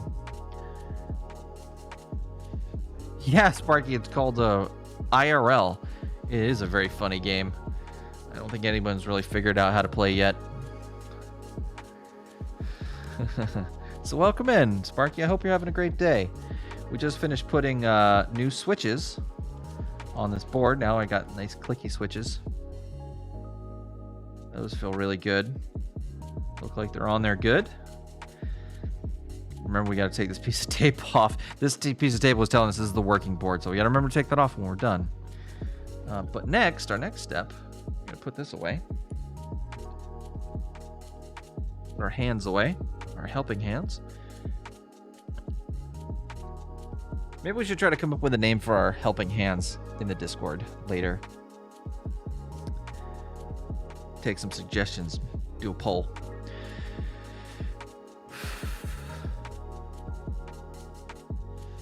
Oh, you like the Sweeves Wireball? Yeah, Dinka. This is a Game Boy Advance SP that we're trying to fix. Yeah, my hands. Since I'm wearing gloves, you can see my hands. But the rest of me is kind of time distorted. I had some of my VTuber friends get mad at me because I said I couldn't meet them in real life because of temporal distortions. Like, look at me. You can't look at this. I can't meet people in real life like this. But I think it looks cool. Oh yeah, our next step, right? It's 9:08. We might go on our break right after this, but next thing we want to do is we want to test this out. So we got to get a battery and a game. There's Mega Man. Here's a Castlevania game. Load that into our SP. Uh-oh. I didn't feel... That's kind of crunchy. I don't like crunchy. Crunchy's not good.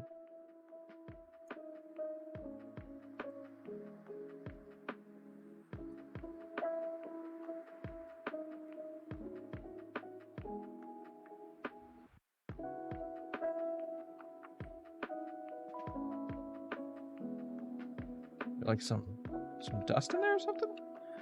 Thought I heard it go crunch. IRL is overrated, Nolan. I agree. Okay, so we got a battery.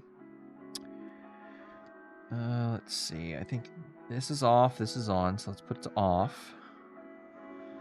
We need our screen. Little screen here. And we don't need the control cables to control the dimming and stuff. So we can forego that one. Here we go. Here's Here's the actual connecting cable. Put this guy on here. Let's unroll that a little. And we just slide that in place. Pop our little...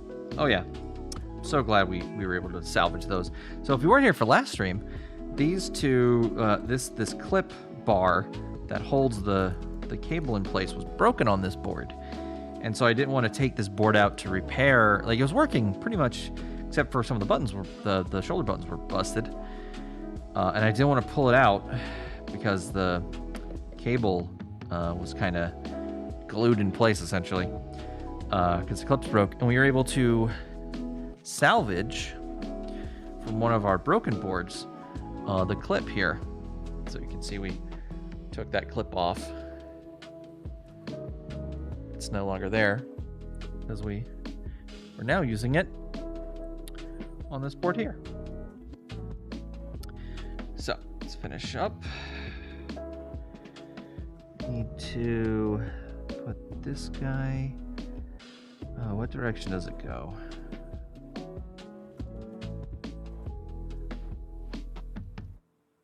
So it goes like that. Yeah, okay. Gold side up.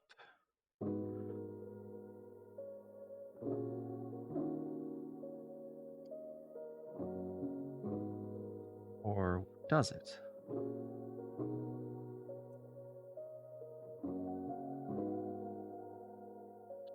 No, it had to. Thank you, Wireball. Yeah, there's a lot of transplanting that goes on when you're working with retro hardware. Just taking what works on one thing and putting it on something where that doesn't work. Oh! Wait. Something's not right here. Something's not...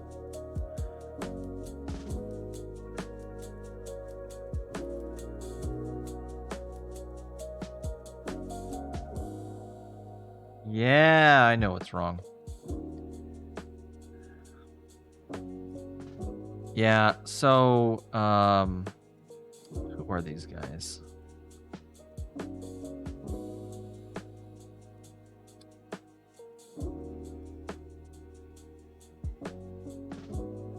Retro 6. Yeah, these guys, Retro 6. I don't like how they did this board.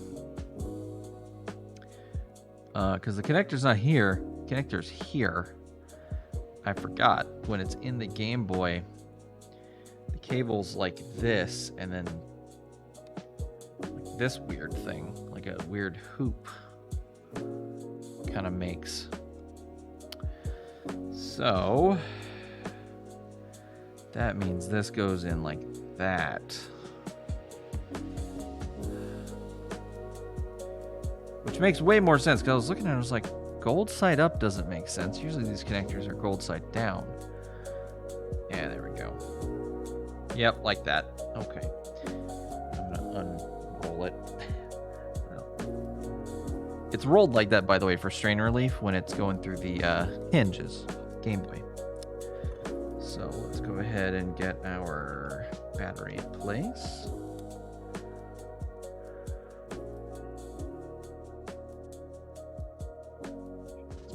Connection. And come on. Oh, actually, you know what would be easier?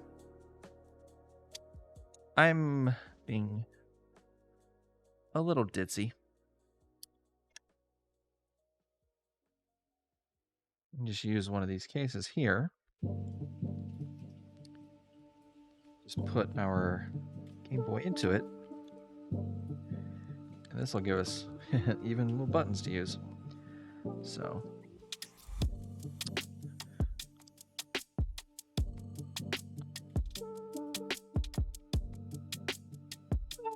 Yeah, actually, I'm going to go this. This will make testing way easier.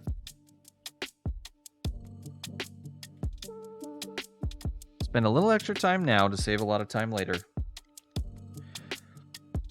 We'll just get this battery in. Just put that in there. So now the battery is gonna kind of sort of hold the board in place along with the cartridge. The cartridge is gonna help with that a lot too. So now hopefully this should just turn on. Let's see.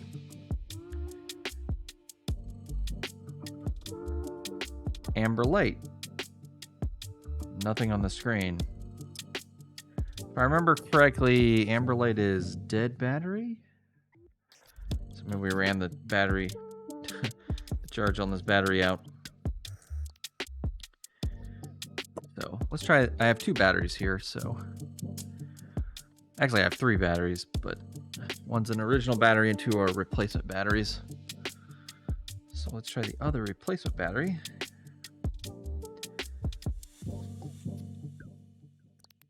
I decided to get brand new batteries off of, I think I got these on Handheld Legend. Oh, by the way, Retro6 makes good products, hashtag not sponsored. I bought a lot of their stuff. It's cool. They make some cool things. So, second battery. Oh. We had a green light there for a second. Oh. Okay, we have a low battery here too. Oh, got a little life, but we've got the distorted logo there.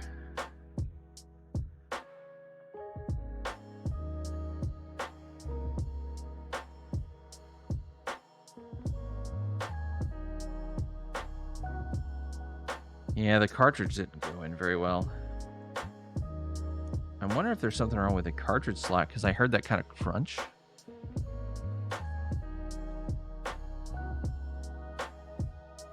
There we go.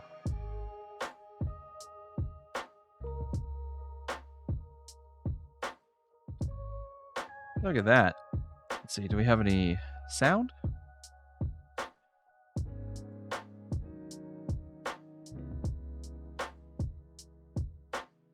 Aha! I hear music. All right.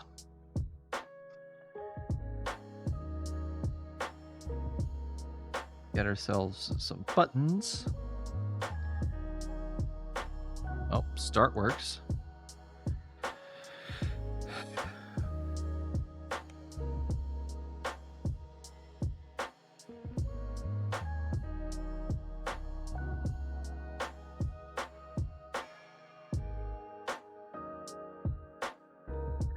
Actually, I have Deoxit right now, actually, down in my garage. Let's see.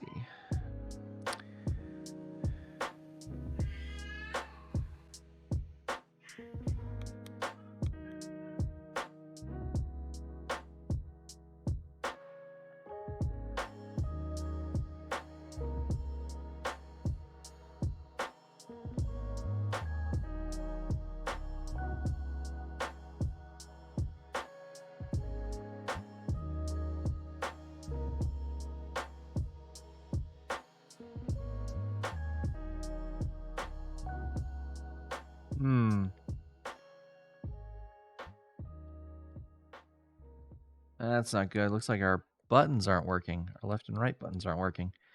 Hey, look at that, though. I don't know if you can see, but the cursor, the selecting cursor goes left and right. I think this, even though we managed to do the replacement, I think... Yeah, I think we got a problem with this connector after all. Shoot. But yeah, it looks like our left and right buttons aren't working.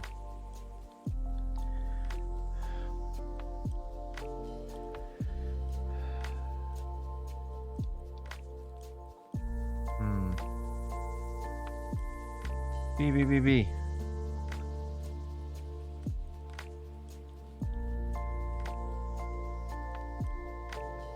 It's 1830?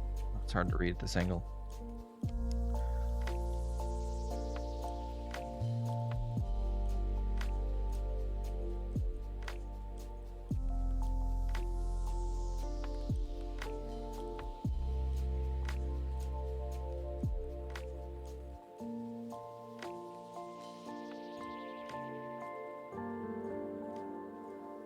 Let's wait until we get in the game to see if the left and right work in the game itself.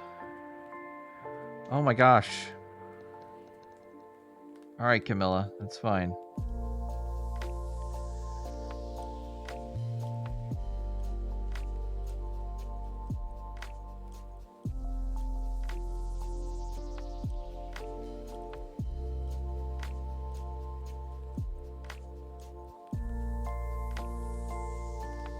That cable is not doing well for us.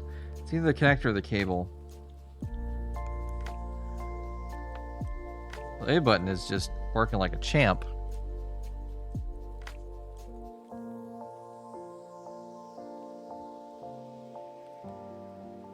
Oh boy. Alright. Just trying to get through this intro. Yeah. No, our friends!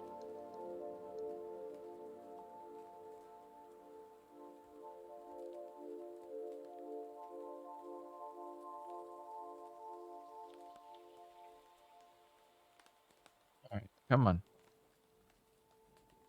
Let me start the game.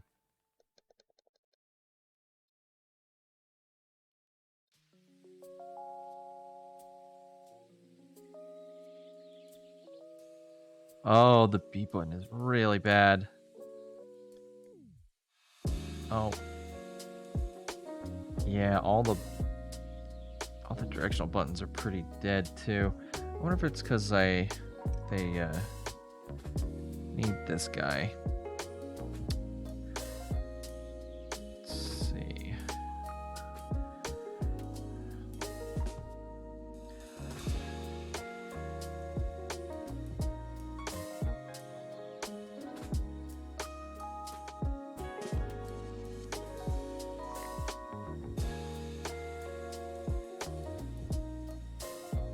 No, well. Yeah, the buttons work, but I have to really push on them to make them do anything, which is not good. Oh, so close, but so far, chat. It's looking like we just need to replace all these buttons. Dang. That's really unfortunate. Oh, the select button works. That's good. Start button works. Select button works.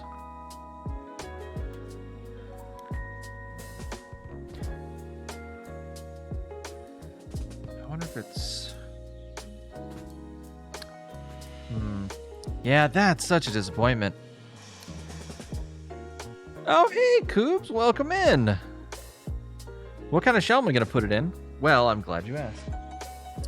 I have this nice shiny gold shell. It's going to be a Legend of Zelda themed when it's done. But, ooh, look at this shiny gold shell. So nice, so shiny.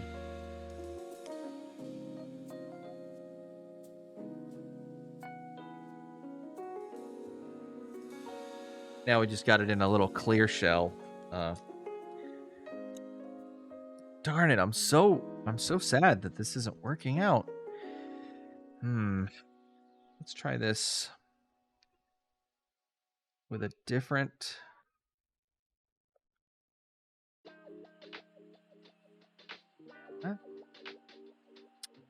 Let's try this with a different screen. Let's try it with this screen. So we can just try it with this whole setup, really. Yeah, let's do that. Put this guy over here.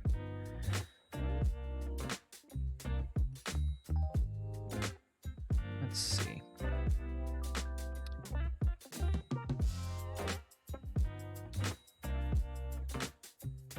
Gotta desolder this little wire here. This wire controls the brightness of the screen. We don't need that right now for testing, so I'm just going to take that off.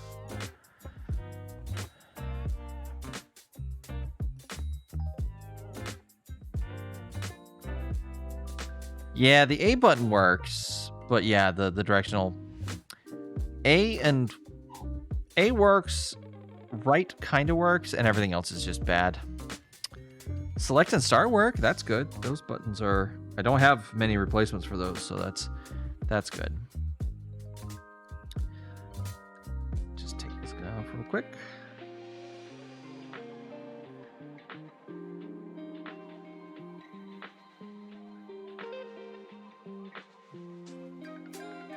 Tip's not looking great, so let me just give it a quick bit of tinning. Yeah, that's much better. It didn't look super good last time I put it away. Okay, so where did that wire go? Did I just drop it? I mean, I've got plenty of wires, but I'd rather not lose it.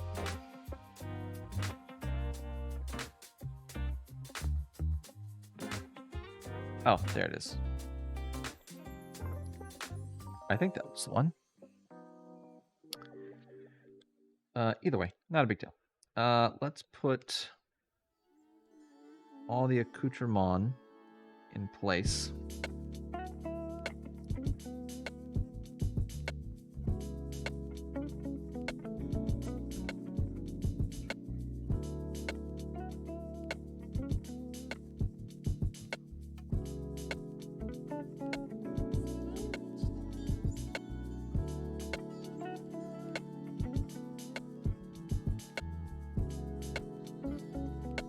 Oh, maybe I didn't have the clip on all the way.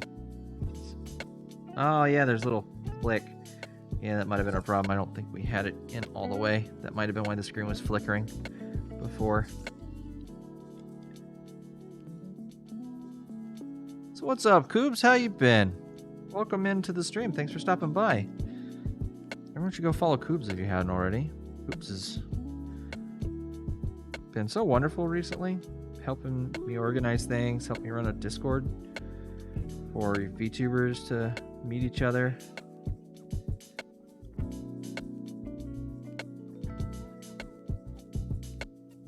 Sorry if you can't see this off screen.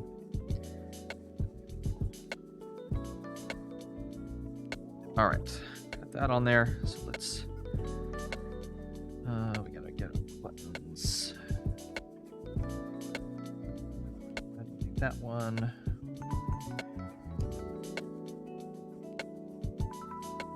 And B.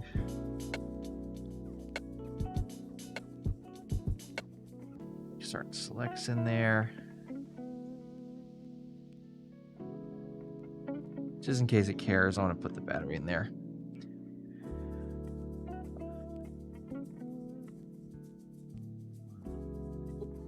Dropped it.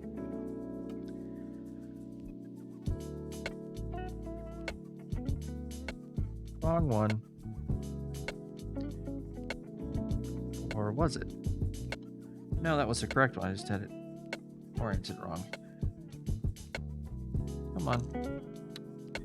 The buttons are keyed, so they only go in a certain way, which, smart.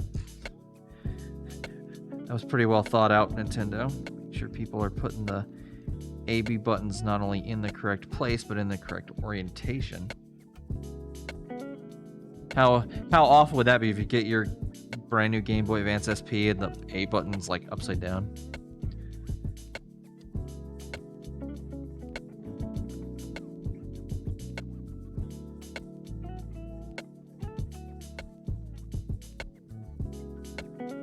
Let's get this all together. All right, now we should be able to just close it up. Uh-oh. Something doesn't feel right. No, it looks good. Okay. Now we got a fully assembled unit. Minus the screws and the couple of the side buttons. Okay. Oh, the new side buttons we installed, by the way, did work, Sparky. You missed that part. These worked. So the work we just did worked. So that was nice.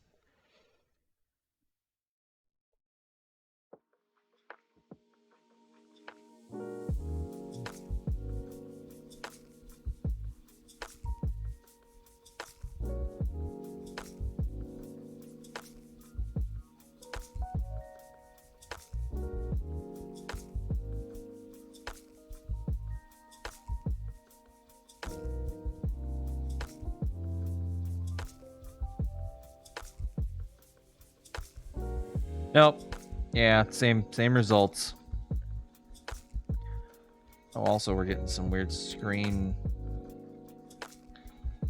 distortion.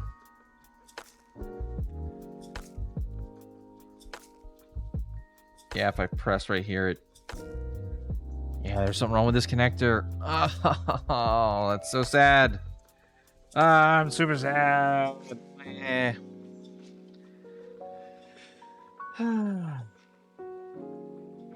Boo.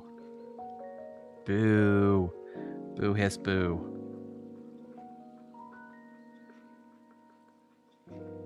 Boo double hiss.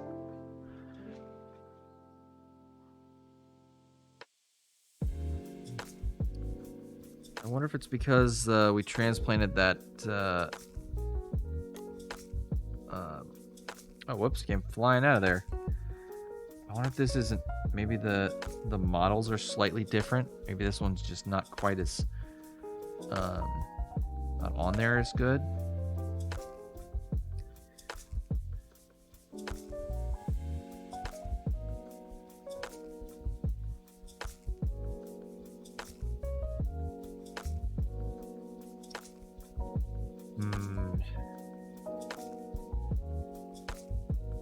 Gotta think through this. Now we still have come on, give me my battery pack or my speaker. Go.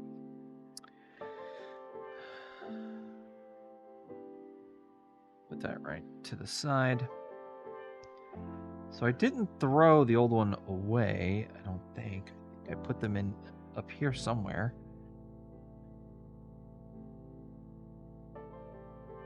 Here we go. Here's the old one.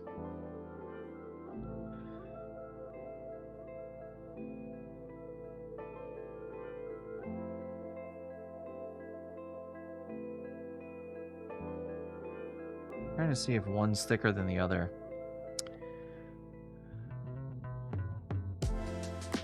This calls for microscope vision.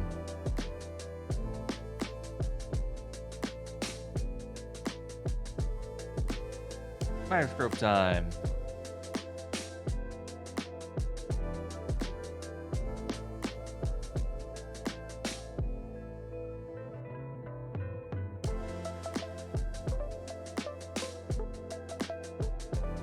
Come on. Show the microscope.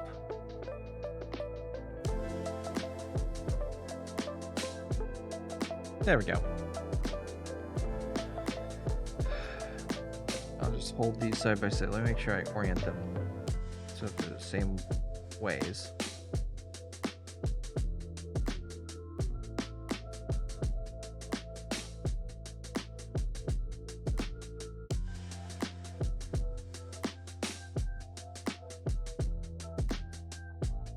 One is a little thicker.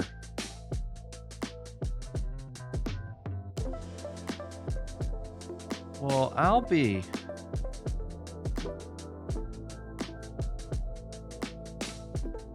The one we took out, the old one, is a little bit thicker. Maybe that's why the screen was all acting funny.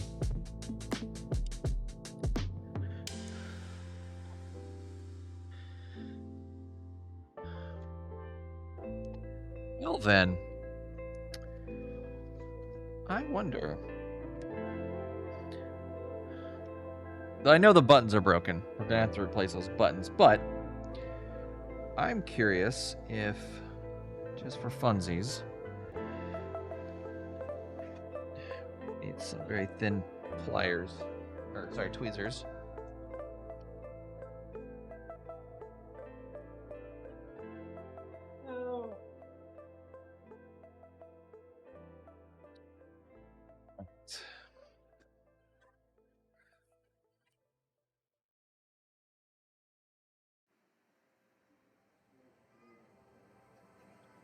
Okay, I'm sorry, Sparky. I actually did think about that, and so I thought about finding yellow ones and then taking blue paint and dipping my fingers in all of them.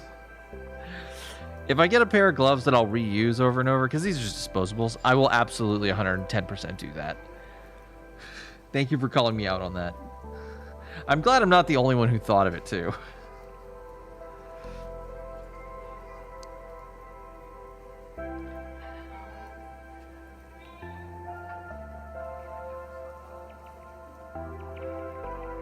This isn't going to hold, but if I can get it in there.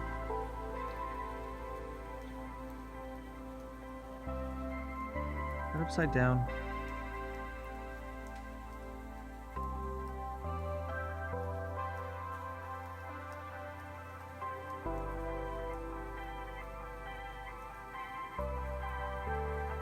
Alright, this is the bottom.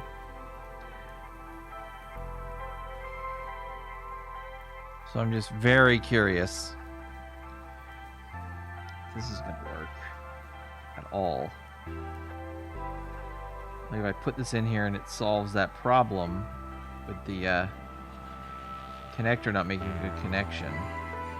Then we know it's not actually the connector, it's just this latch mechanism that's, you know, letting us down.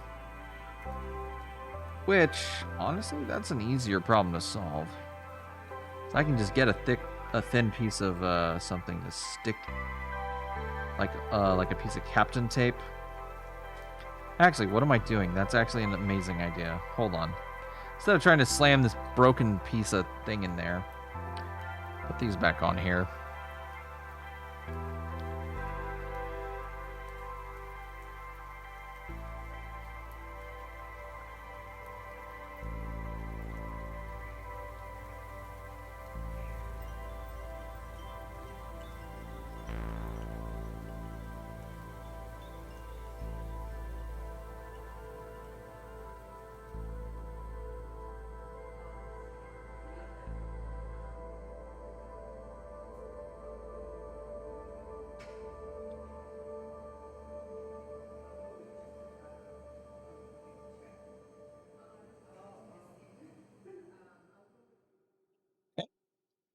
So, I just said something y'all might not be familiar with. Kapton tape. It is a special kind of tape. It's like this clear yellow tape that's super heat resistant and non-conductive. It is an incredibly important product for a lot of electronics and aerospace engineering. If you ever open up a piece of gear or kit or, you know, anything electronic and it has like this clear yellow tape on it, that's what it is. It's Kapton tape. Kapton? I'm so bad at names. It's not Captain, it's Kapton, I think. But anyways, oh, actually, probably better use a pair of scissors for this. So what I can do is put a piece of Kapton tape on this to make it a little thicker.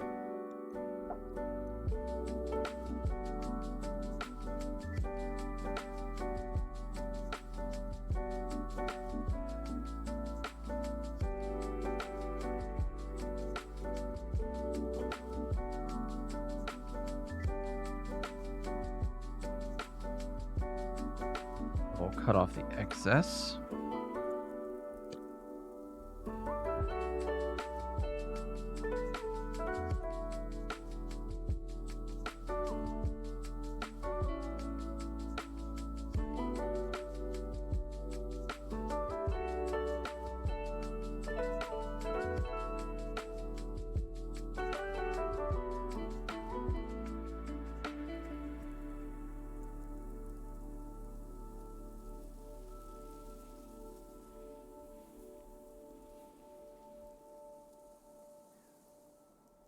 Good enough. All right, let's see if now this is a little thicker, how this behaves.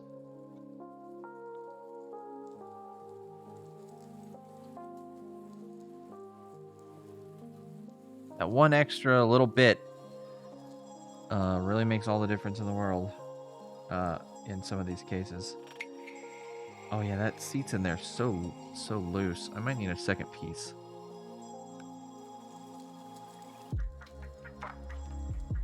Let's try that though.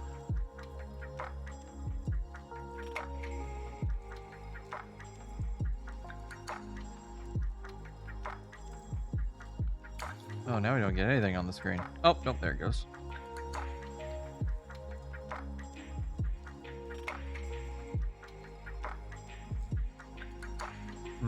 Yeah, nope. All right, let's try that again.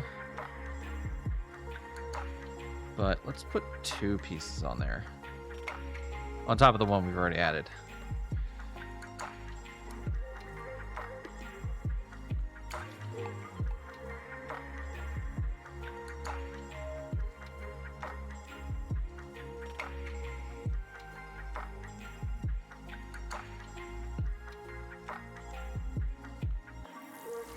It's going to be way easier than fixing a connector if this works. That's why I'm going down this rabbit hole.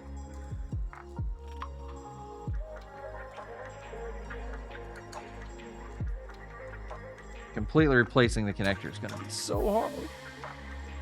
Talk about melted plastic. There'll be a ton of opportunity for melted plastic if we go that route.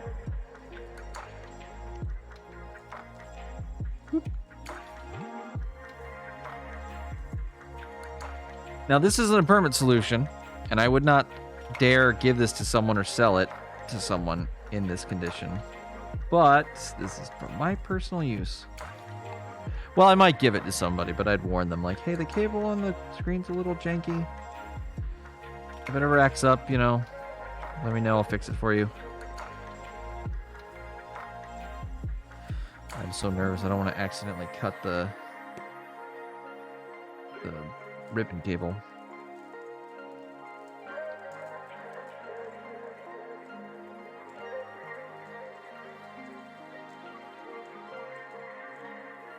There we go.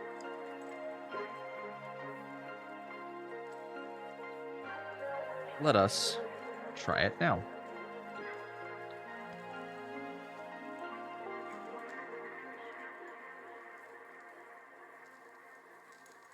Oh, hold on.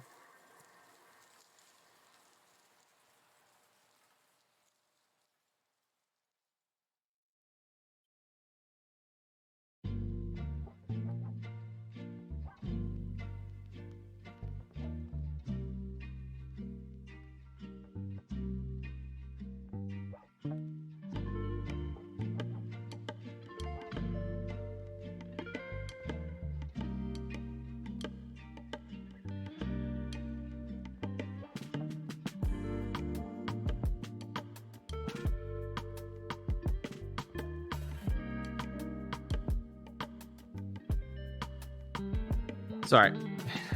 I just wanted to double check it before I went any further. Oh, that's a much snugger fit. Oh, that feels better. That feels snug. Before it just kind of loosely slotted in there.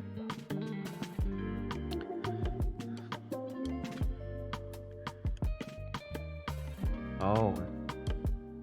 Yeah, I can feel the clip kind of resisting me pushing back in on this.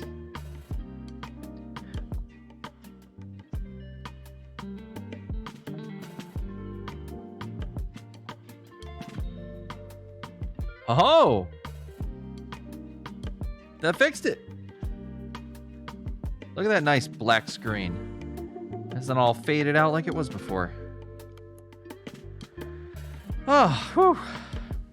So, whatever subtle difference between this model SP's clip, little clip, and the other one, it looks like the exact same connector, but it's slight variation. Extra couple micrometers of clearance made the difference in getting a good connection. Also, it could be this aftermarket cable's a little thinner too, so it could be a combination. And it magically did not fix the buttons, though.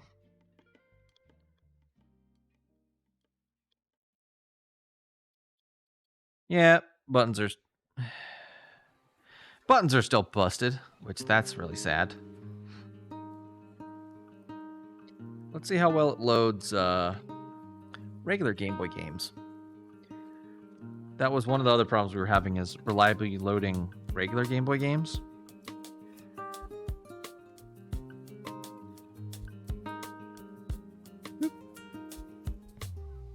Oh, shoulder buttons are definitely working. Look at that. Changing the... And the screen's holding up. Oh, and it loaded that first try, too, I just noticed. Yeah, another victory. Yeah, I was hoping it would fix the buttons, too. You're on the same page, Sparky. It didn't fix the buttons, but... Oh, select works. Look at that. We can tell select is working. I don't know if you can see, but the little selecting thing is going. Game start, password. Game start, password. Password.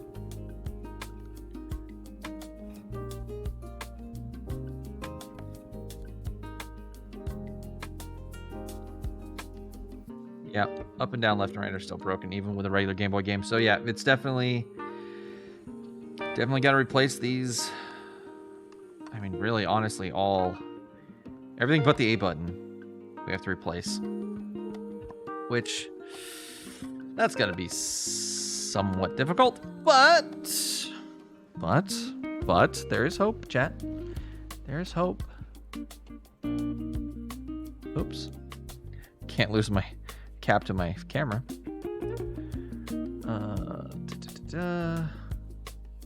Where'd I put it, chat? Where'd I put it? Chat, you wouldn't know where I put it. Why am I asking you? I'm so sorry.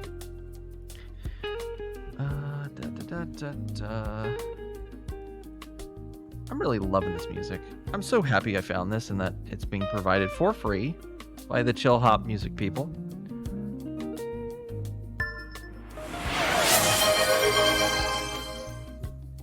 Oh, thank you for the silly count, I think.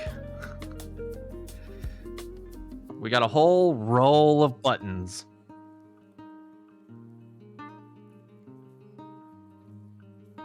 Got a whole roll. Like a little roll of these buttons for Game Boy. So, we're going to go on our break. And when we come back, we'll take the Game Boy out of this contraption here. I'll get an X-Acto knife and shave this Kapton tape off. Actually, let's do that now, because I will forget if I don't.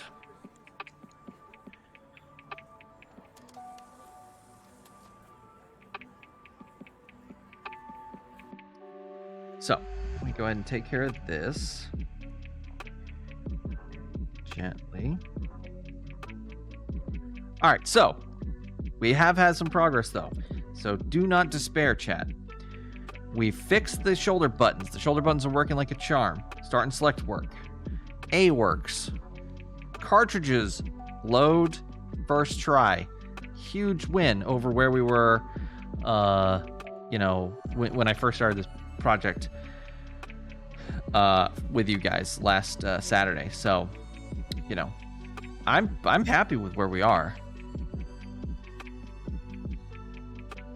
I asked Wireball, you ask your plushes where things are. I would be lying if I said I don't just ask random inanimate objects around my house. But things all the time. Sometimes it's nice to hear someone's voice, even if it's your own. So let's put our cartridges out of the way. We'll leave this in here till we get back. I'm just going to do this real quick.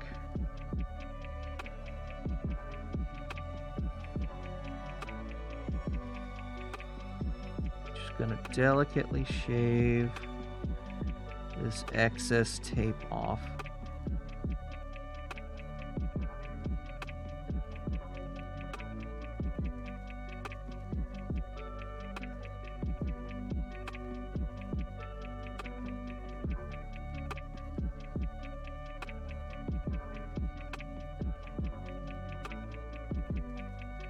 I always suspect cats are the reason things are missing.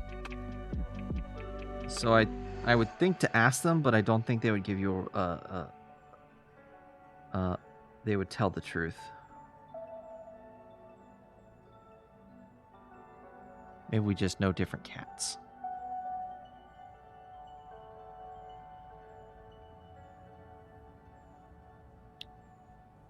All right, that looks good. Let's leave that. Let's leave that be. Our scissors away. I know I just said we were going to leave this till I get back, but I hate leaving things undone.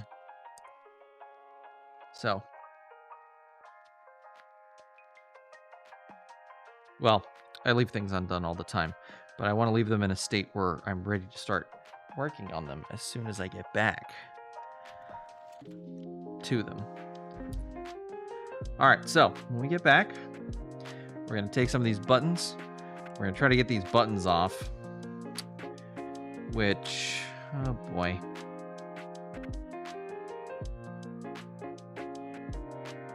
Oh, it looks like these have already been attempted to be replaced. These actually look new. Chat, I just had a realization. I think I'm the one who put these buttons on, and I think I'm the reason they don't work.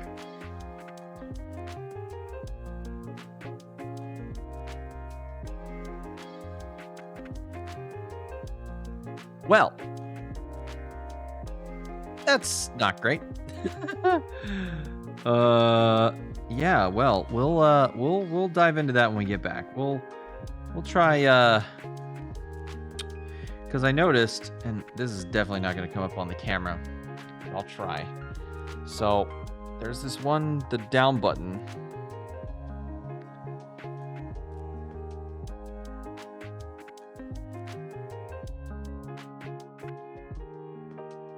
It's a little higher off the board than it should be.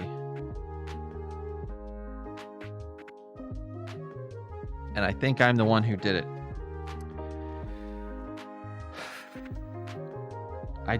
What did I mess up? So they look like they're not seated on the board correctly. So may need to try going back over them all, like just flood the area with flux and try heating this area up. And this is really thin plastic. So I don't know. I gotta get we'll try poking the edges with soldering irons and just go and just try to quickly move around it and see if we can get these to heat up and not melt the plastic. Maybe if we can get these buttons reseated, maybe they'll work. Maybe they're just a little too high or maybe not making good connections. So let's try reflowing them and see if they get any better. But we'll do that when we get back from our break, chat. Thanks for hanging out. I will see you guys in 15 minutes when we have more repairs to work on and more chill chatting to do. So I'll see you guys in 15 minutes.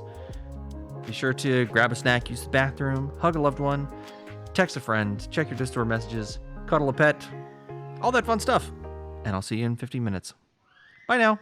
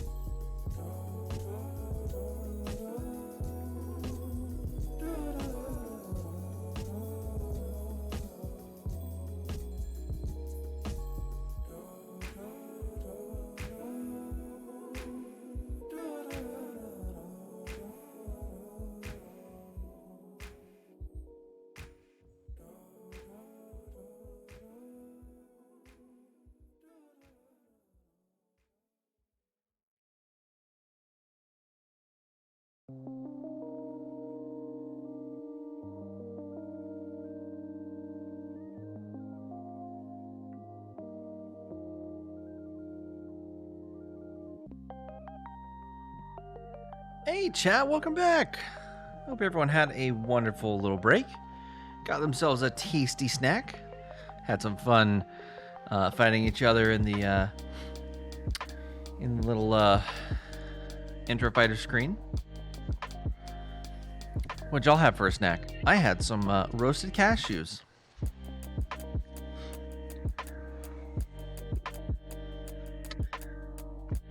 And of course some water. You forgot to go get a snack. Well, hurry up. Go now. Go get it.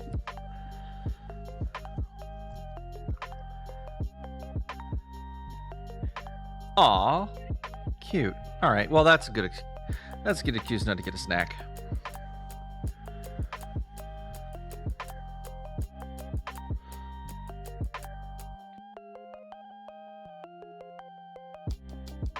Now, where were we? Ah, yes.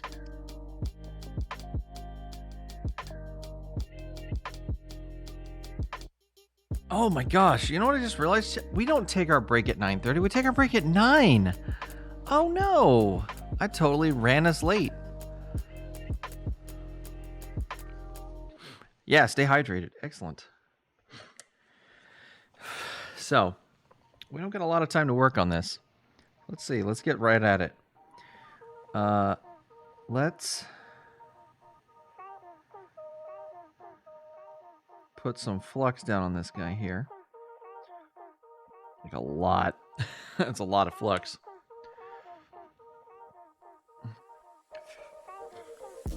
I'm going to raise my temperature on my iron. Get it heated up. We'll put those right there for now.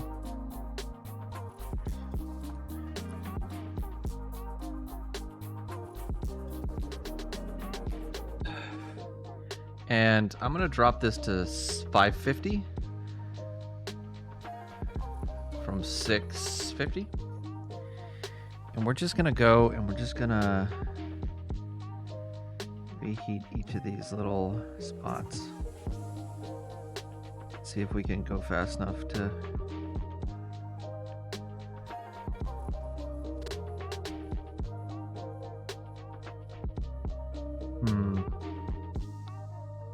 Let's see if we can lift it.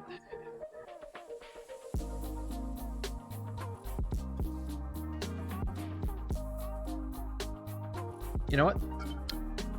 This calls for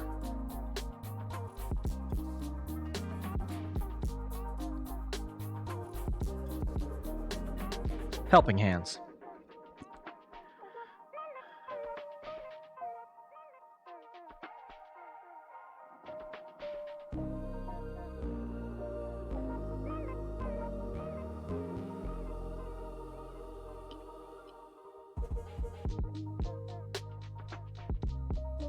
Get this guy into the helping hands.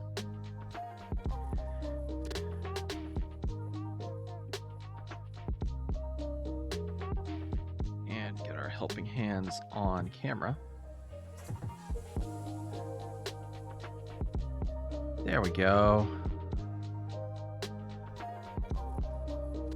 Working on the down pad right here.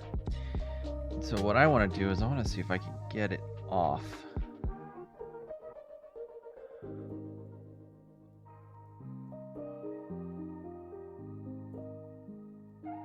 Under it.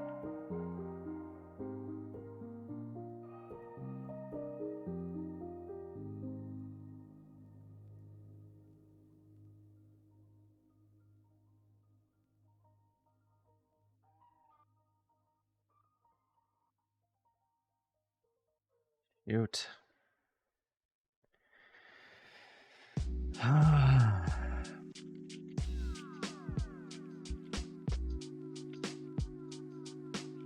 Oh, I got that one up. Let's see if I can get this one to come up too.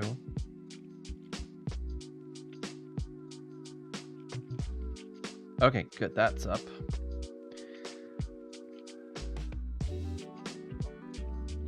Let's see if we can get this one now.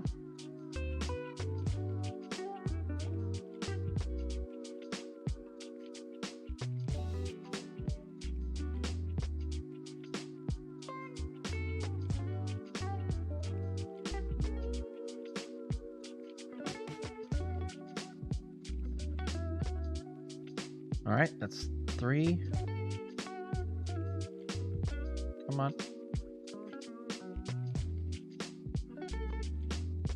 Nice.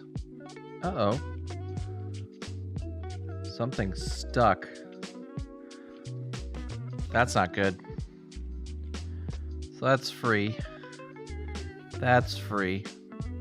Oh no, it's not free. Oh, I bet it. I know it's wrong.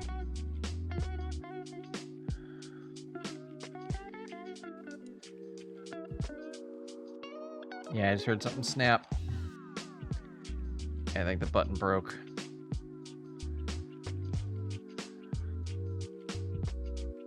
Yeah. All right, let's...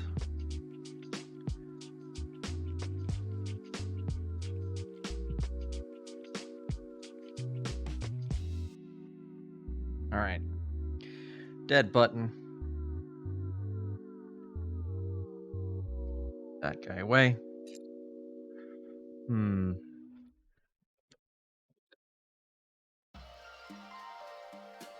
Let's wick up that extra solder.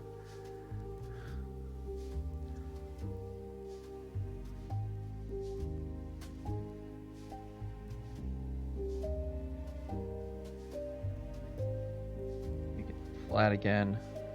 Uh-oh.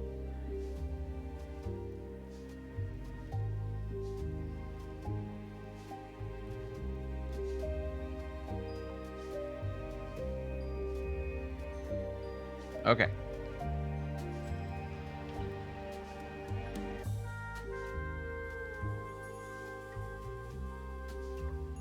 We want to make sure these pads stay tinned, though. So when you're dealing with little pads like this, you want to make sure they have a little bit of solder on them, so that the solder helps to transfer the heat onto the pad.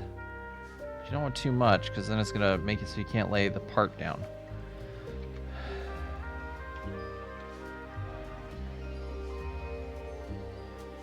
Come on.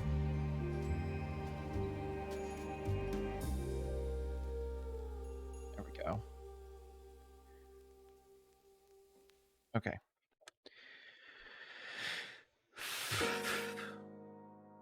Yeah, you're supposed to be fixing them, not breaking them. I know.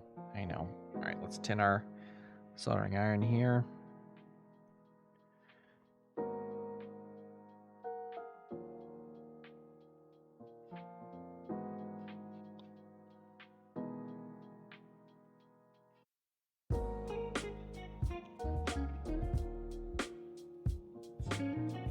All right. Let's get ourselves another button.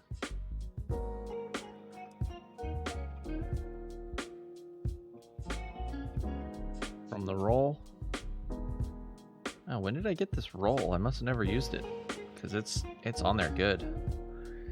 Let's use some scissors. By the way, tell that to my past self, Sparky. The past self who broke the buttons to start with.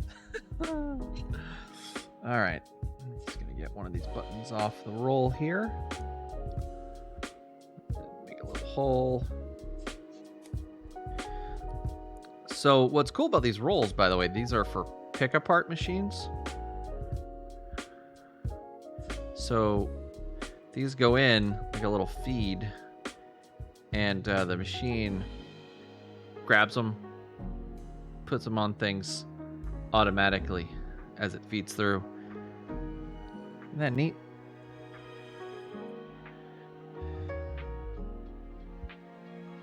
But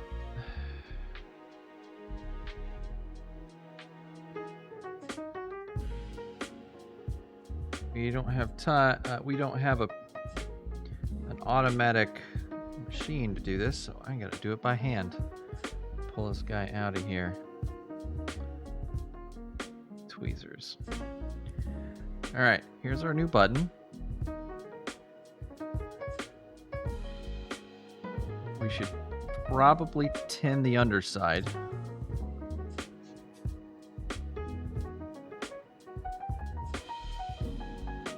I'm gonna do that down here.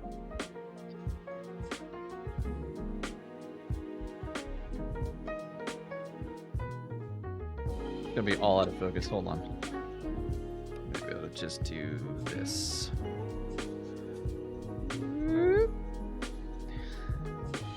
There we go. Now it should focus. So I'm just gonna tweezers, hold this down. A little bit of flux each one of these. And our iron.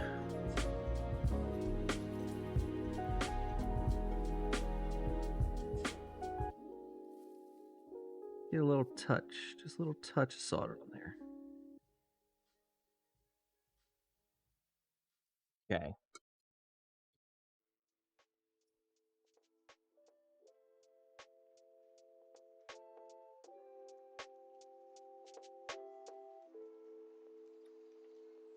Fortunately, this is going to be kind of, you know, we were talking about leaving the flux on there could potentially damage it.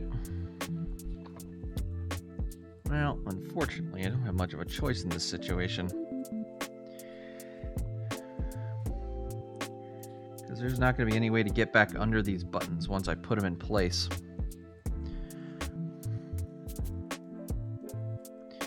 So we're just going to have to hope that that flux residue doesn't really do anything. That when these parts say no clean solder, hopefully, or no clean flux, that they're not joking us. One nice thing about the flux, though, this flux in particular, is it's really sticky, and it's sticky on purpose. So that way you can do what I'm doing right now, which is positioning the part, using the flux to kind of hold it in place for you.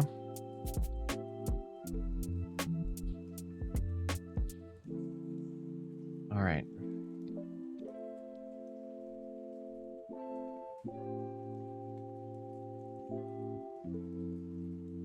Now, unfortunately, I can't bring the solder to the point because it's so tiny. So I'm going to have to put a little bit of solder on the tip of the iron and get it in there. Which, that moved the part. Ah, come on. Move it back. Come on. Uh-oh. Oh, no, come on.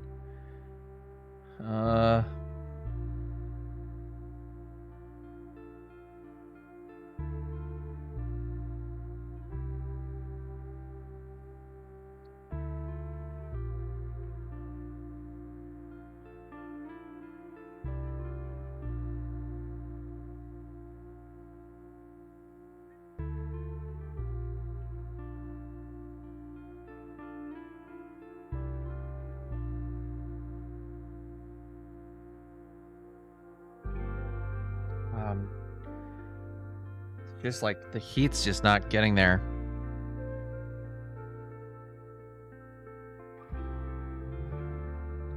Turn the iron up a little bit.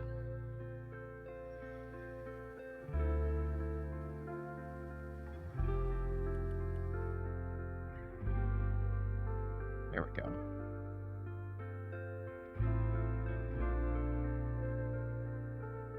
Oh, this is...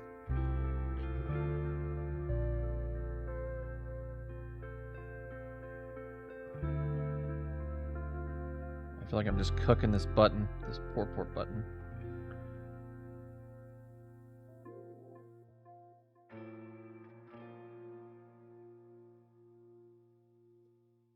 This is delicate work, chat.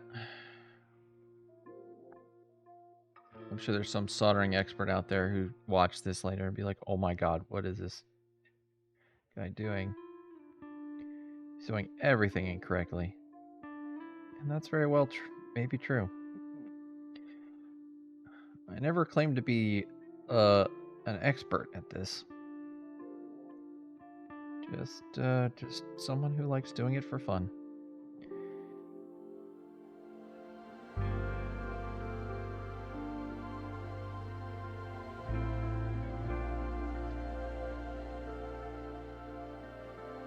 This is really not going well. Sorry, chat.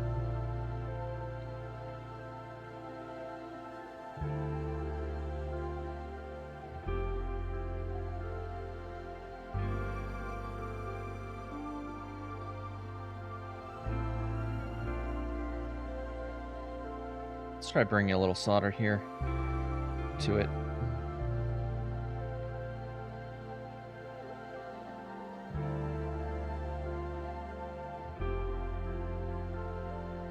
Moving.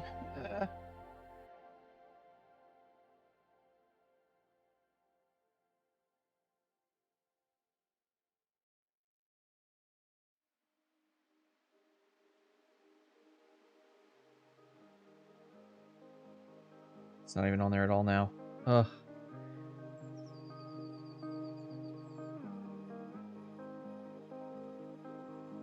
Wonder what we could do differently. Here, let's pick the button up. I want to look at the button itself. See how it's holding up. Come on.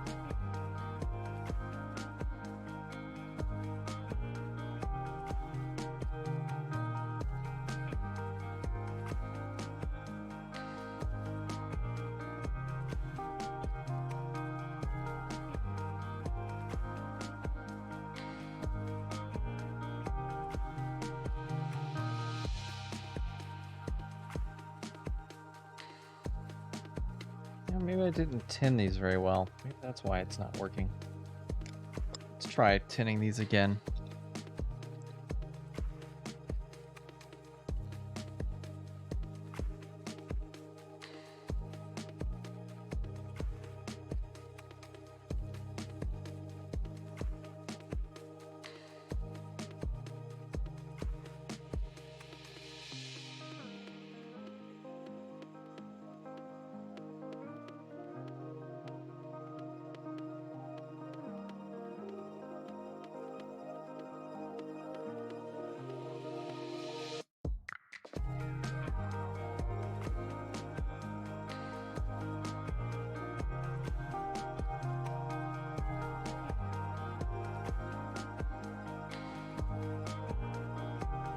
Okay, got little balls of solder on there.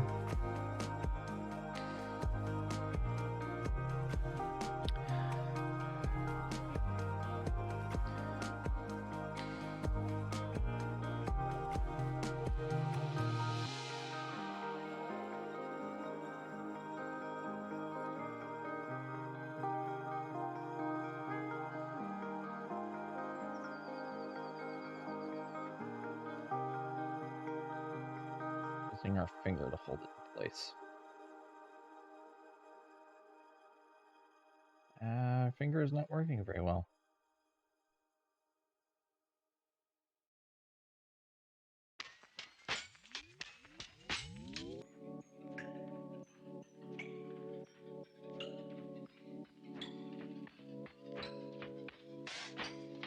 Fresh flux.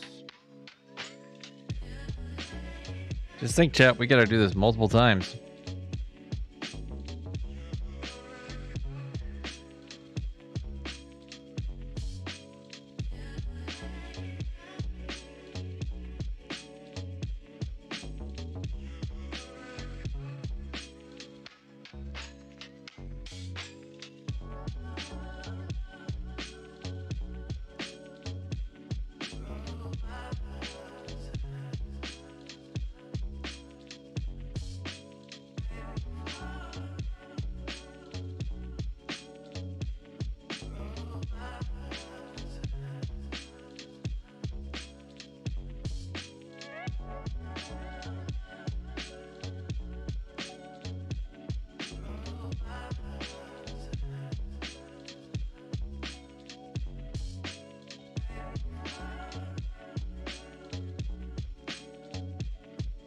Okay, I think that's on there, chat.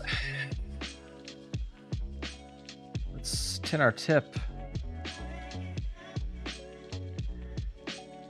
And take it off the helping hands.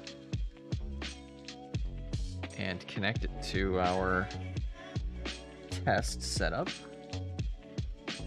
And see if anything good happens.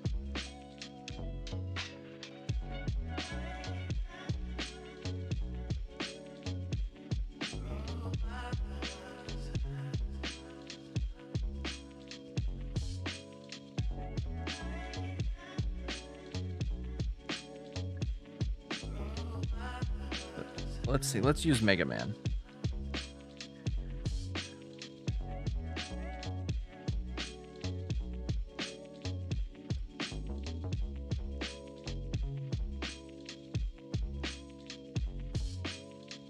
Unfortunately, we're gonna have to do this for each one of these buttons just to make sure we get the button working.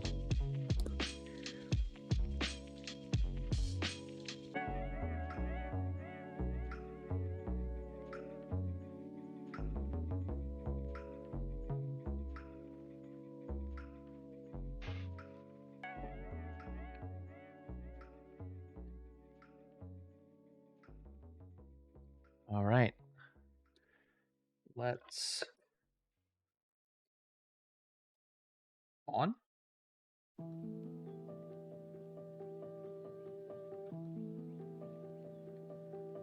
Go.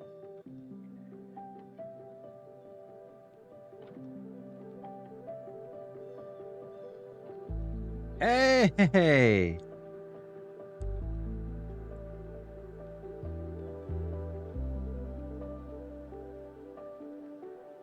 Well, the screen's not super good, but I also didn't put it in very tightly. So, down seems to be working, chat.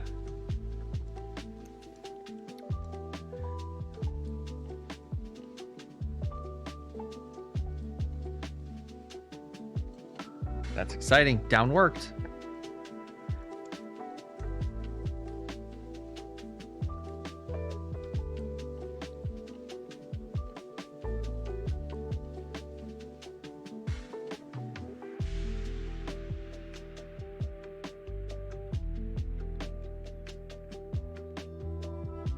All right.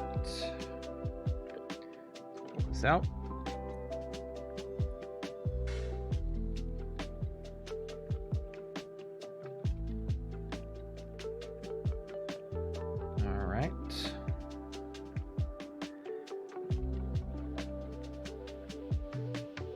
Bring our hands back.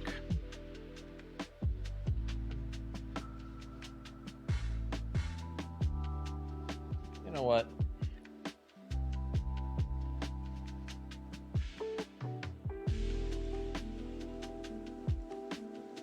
This helping hand with the magnifying glass, I'm going to take it off the stand for now.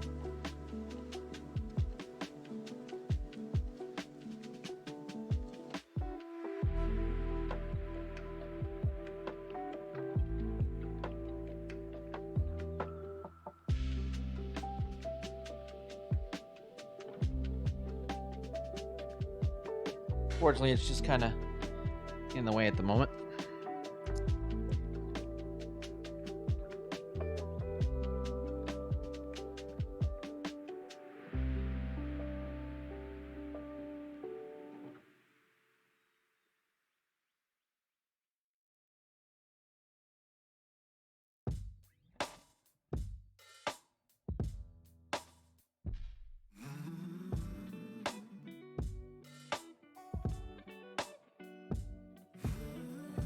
All right. Let's get those hands in place. And we'll do the same for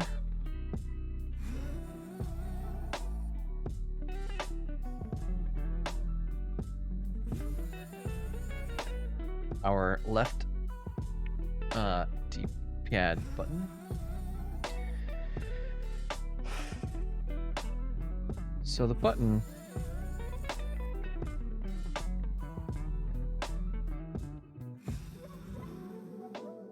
might be good. It just might have a bad connection.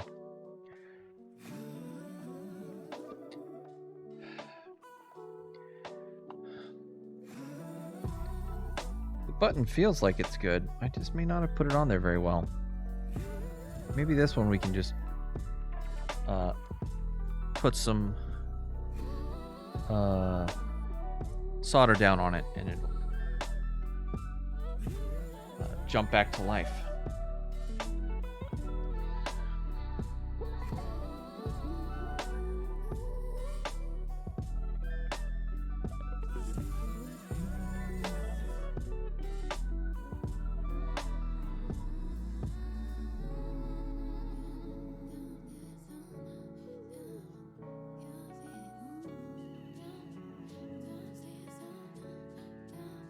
Oh, yeah, I don't think that corner's making a connection.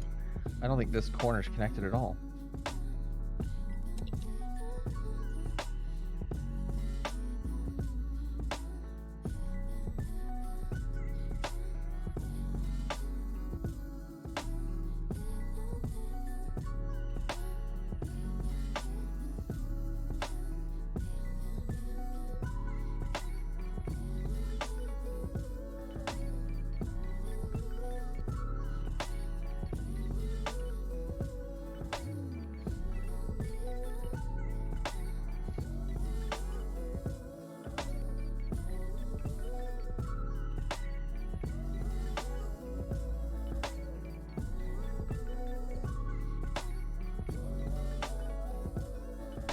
Hardly any solder came off that tip, so it's still nice and tinned. All right, chat, I'm going to try that. I'm going to see if just reflowing those solder points worked.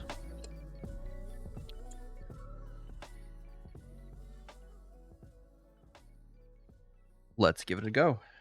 Cross your fingers, chat.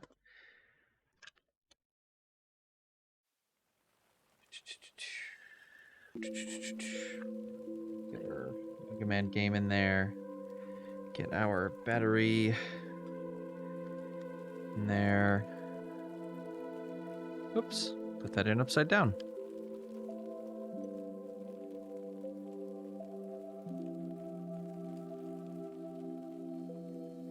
Okay, grab our screen.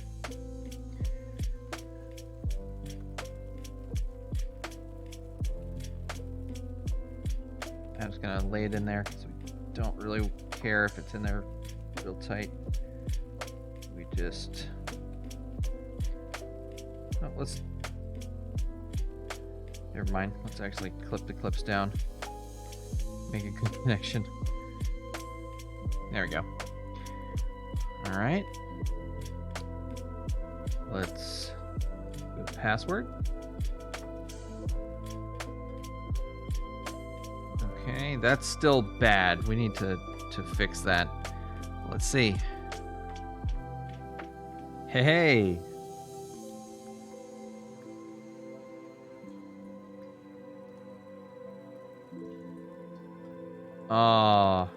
Actually, it works.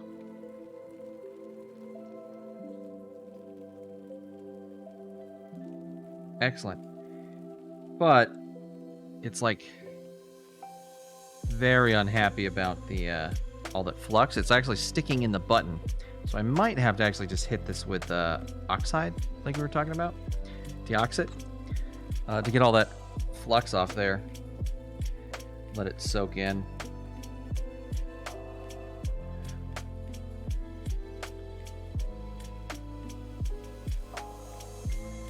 All right. I think what I'm going to do this time is I'm going to reflow all the remaining buttons. too much flux junk in the trunk. Yeah. Little piece of tape. We need to make sure we remember to remove before we fully assemble the finished one. We totally won't forget, will we, chat? Wink, wink. Nudge, nudge. Wink, wink.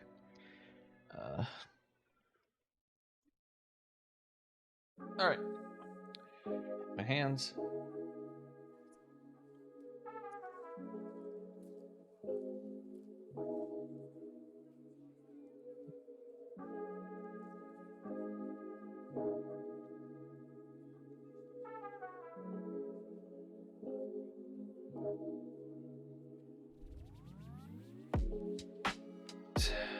Get these on here.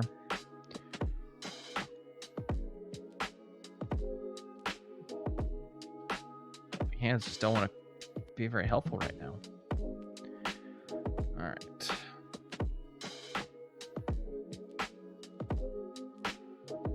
There we go.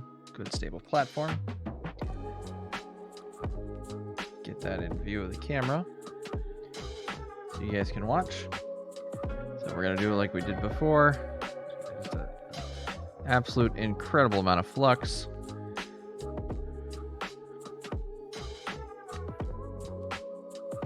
Heat up our iron.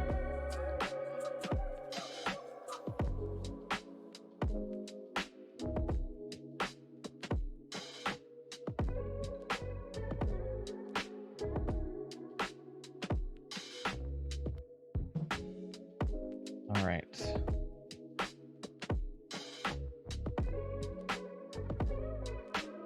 Let's go.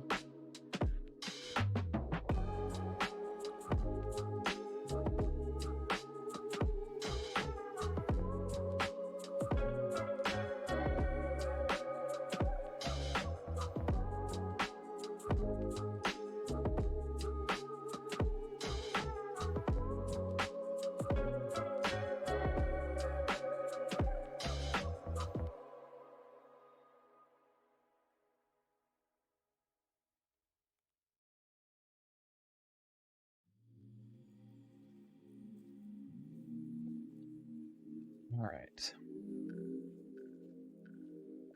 Get some more flux on this one too. Or soldered here on this guy. I know it's working, but just to make sure it's good connection.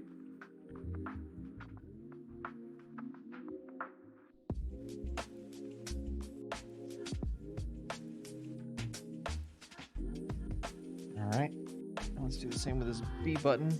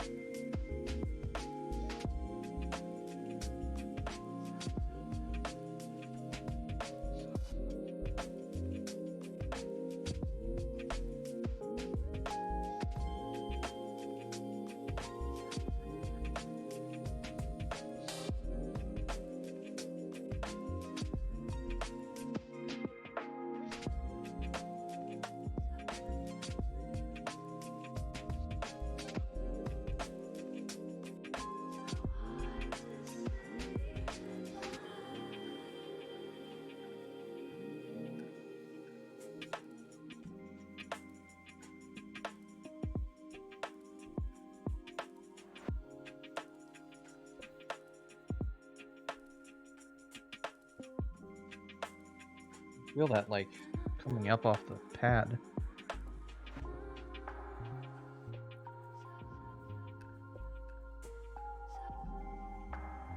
Okay.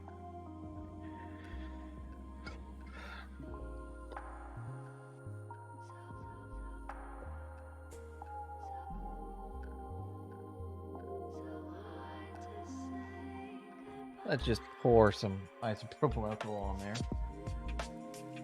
It's good for it, Chad, don't worry. And we're gonna get a toothbrush. And we're gonna really scrub this area out.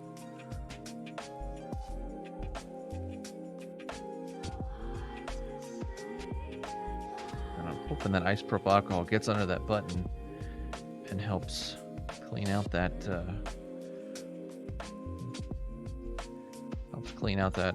resin. So if this doesn't work, or it works but the buttons are super sticky and I can't get the and I hit it with dioxide and it doesn't work either,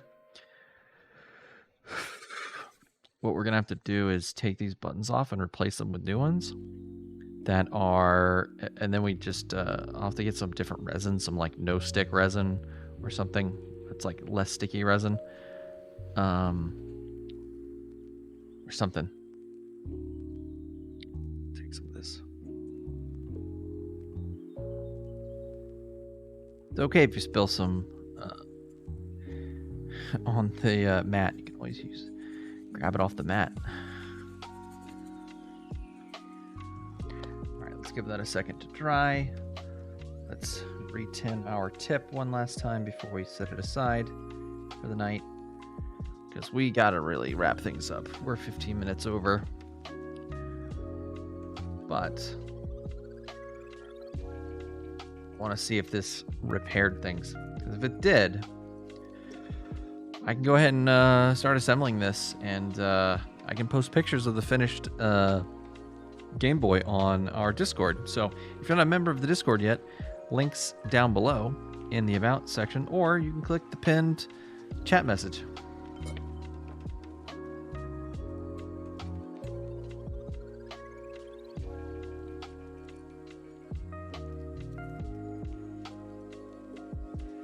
All right.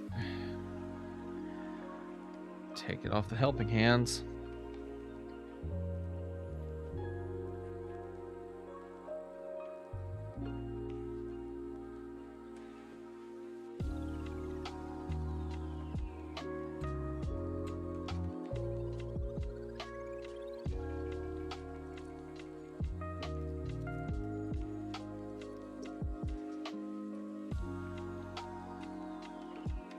They feel a little squishy.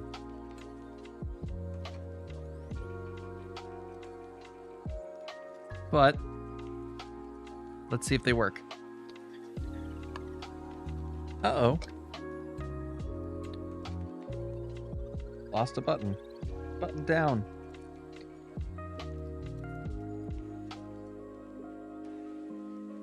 Put this back on.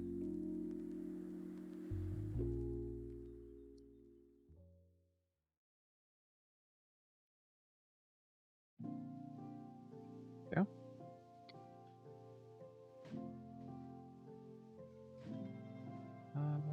How do these go? I always forget.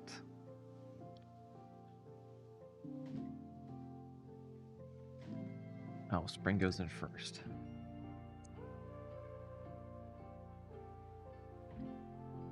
That's right. Spring goes in like so. That goes.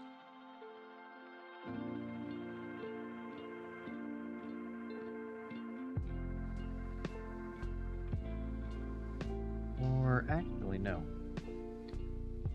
Spring goes into the button first.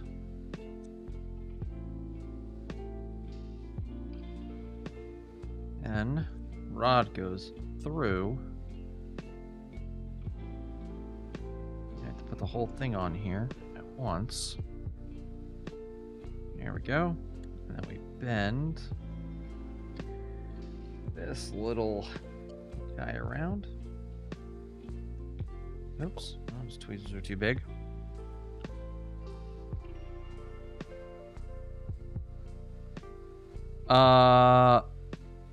Yes, I do mean flux, but flux is actually made from resin, I believe.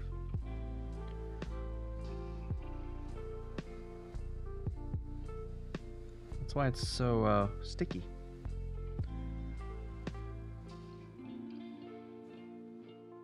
Should have to look that up. I might be wrong on that. Wouldn't be the first time. Oh, the spring. Come on, little spring.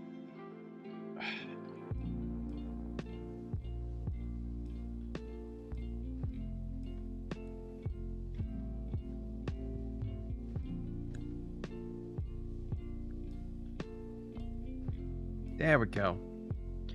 Jeez Louise. Those springs are a pain. Alright, Mega Man. Get Mega Man in there. Let's get our battery in there.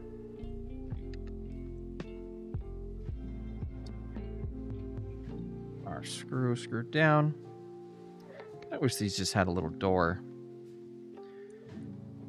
Oh. That thing just shot to life. It wants to play games. This little Game Boy wants to live. It wants to be riding around in my pocket as I go about my daily business. Just ready to be there when I need a little 5-10 minute break.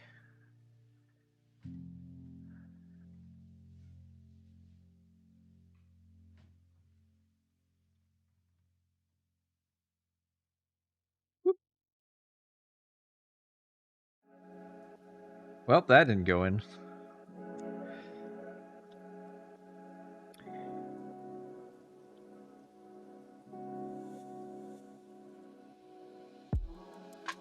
On.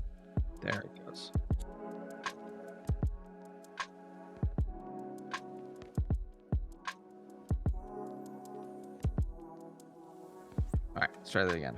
Boop. All right. I love how fast it loads the games. Like, that's such a nice thing to see.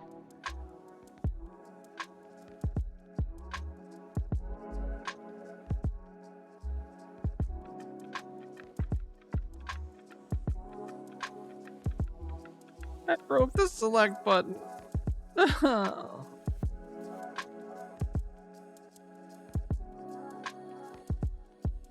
The little button, the little metal part of the button adhered itself to my fingertip.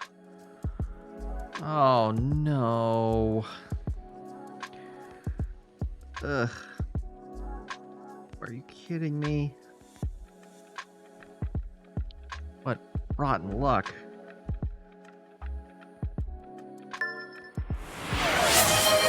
Oh, yeah, I'll take a silly count on that.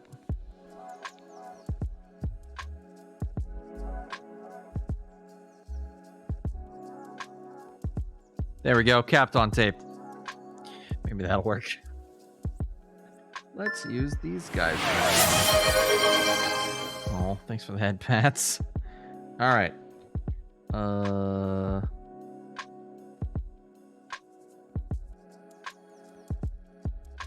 It still works. Check it out. The select button still works. Isn't that wild? Woo, Captain Tape. Yeah, thanks for the bits, Wireball. All right, let's go to... I'm actually kind of surprised at myself. That was pretty quick thinking. All right, let's go to password. And we can test these buttons. Oh. Down's working. Up's working. Left. Oh, they worked. Look, all the buttons are working. Oh, reflowing them actually worked. Oh, we had to replace one completely, but yay! I'm so excited. All right. Does the B button work?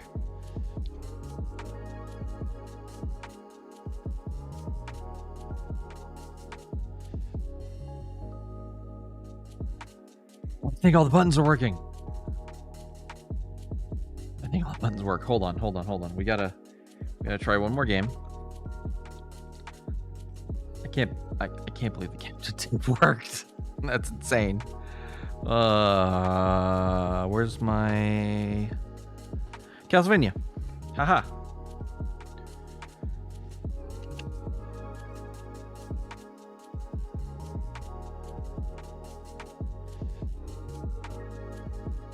All right.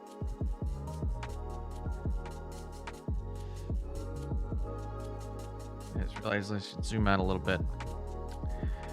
All right, screen looks good. Nice and clear, crisp. All right, let's use this now instead of our fingertips, because apparently our fingertips are freaking dangerous. Didn't see that coming. All right. Didn't think my fingertips were gonna like just destroy the thing.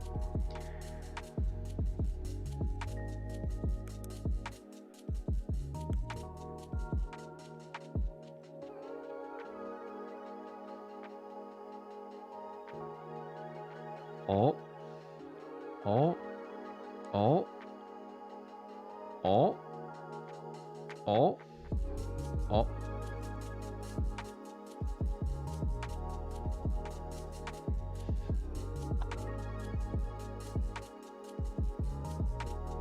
Ah! The game frozen reset. That's not good.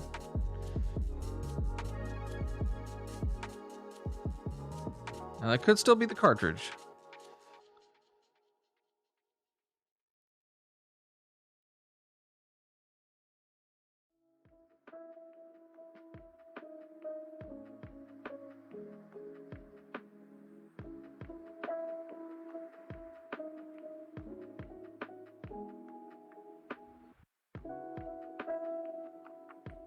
Oh, no data. Maybe that means I can't.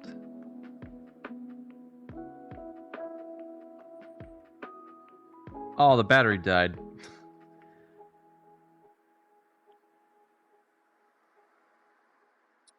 You know what? This is a good opportunity to test the charging.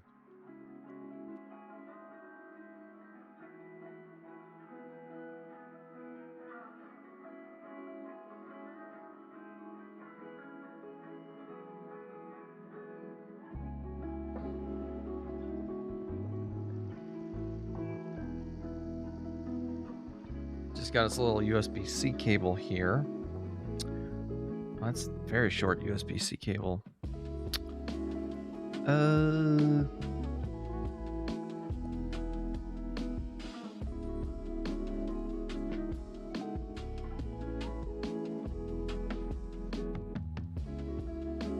Reach. Oh, not quite. Come on. Reach a little further. There we go. Don't remember if you can charge and play at the same time with this platform.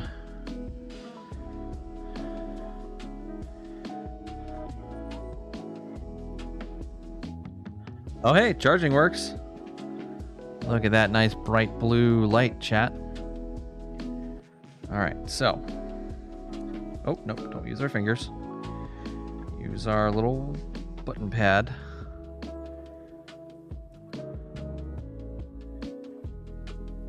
No! Oh, it froze. Dang it.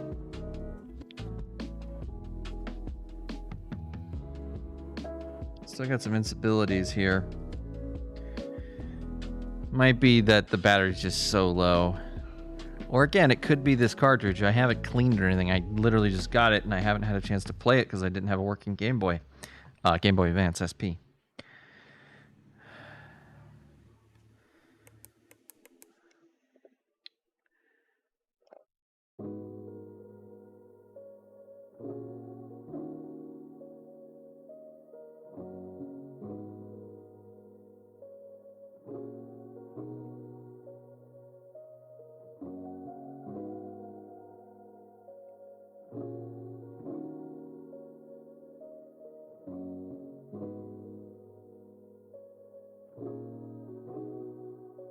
Oh, right. Start doesn't work. I have to hit A.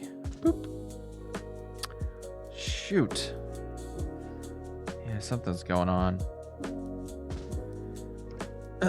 Something woeful is going on.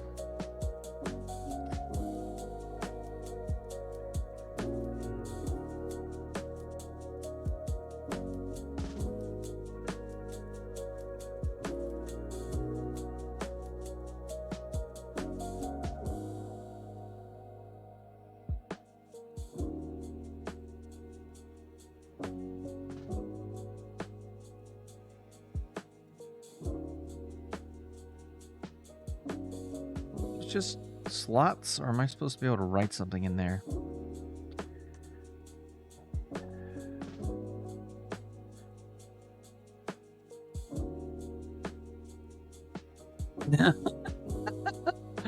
Oh, chat. We've got problems, chat.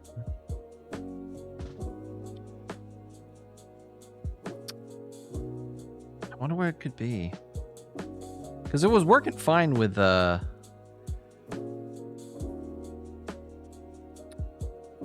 was working fine with Mega Man. I'm wondering, let me get a different game. I don't have another GBA SP game. This is like literally the only GBA SP game I have, or the only GBA game I have. But I have a bunch of Game Boy games. Let me grab a different Game Boy game.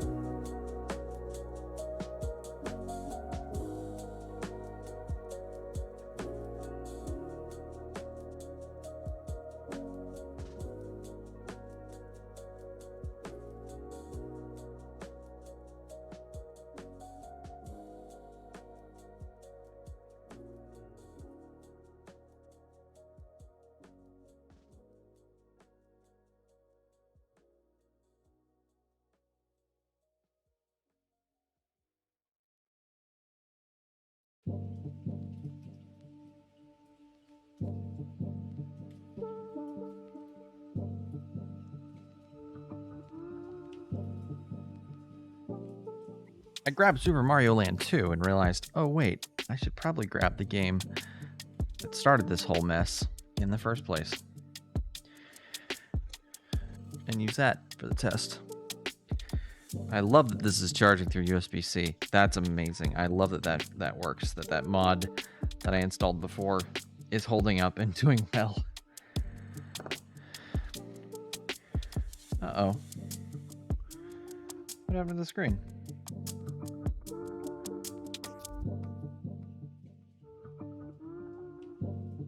There's like some light issue here on the corner.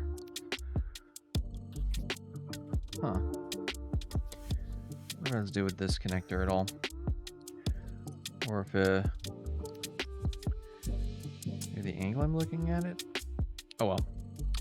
We'll deal with that in a second. This will be a whole other set of troubleshooting. Well, the color looks good.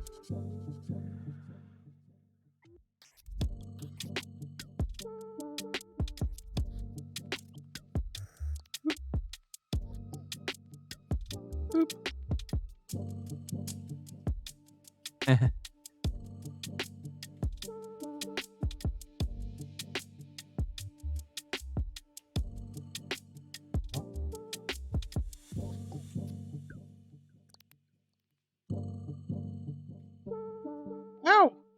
Ow! Ah! Leave me alone. I'm just a small boy. I don't mean no one no harm.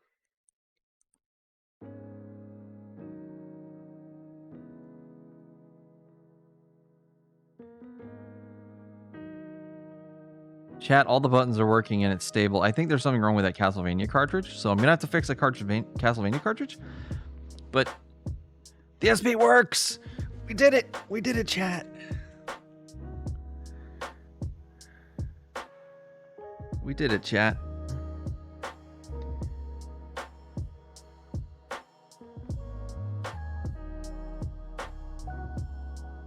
We did it! Yeah! We did it. I'm so happy. We did it together. Let's all give ourselves a round of applause. Alright, chat. Let's get out of here. One time, Vortex. Okay, sorry. It's late. I'm getting tired. I'm losing my mind. End screen. Go end screen.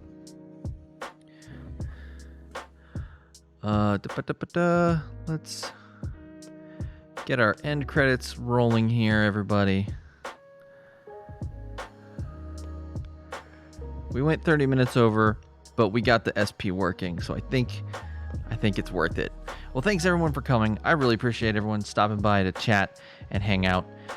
I'm not going to drag this out any longer because, like I said, we're already late. So I'm just going to throw us into a raid real quick. So when you get over there, tell the person I said hi, that I'm not going to be able to stay and lurk. But or I'm not going to be able to stay. I'm just going to go in and lurk. I hope everyone has a wonderful, awesome, and amazing evening. The rest of your weekend is amazing and awesome and just as cool and clever and fun as you are. And yeah, I'll see y'all on the next one, which will be Tuesday, which will be the big collab. Yeah. Oh, we're going to Coop. Everyone say hi to Coop. Coop's doing his thing. Everyone follow Coop. If he gets to 1,000, he's gonna play basketball in a maid outfit. It's gonna be great. Bye. Have fun, everyone. Bye-bye.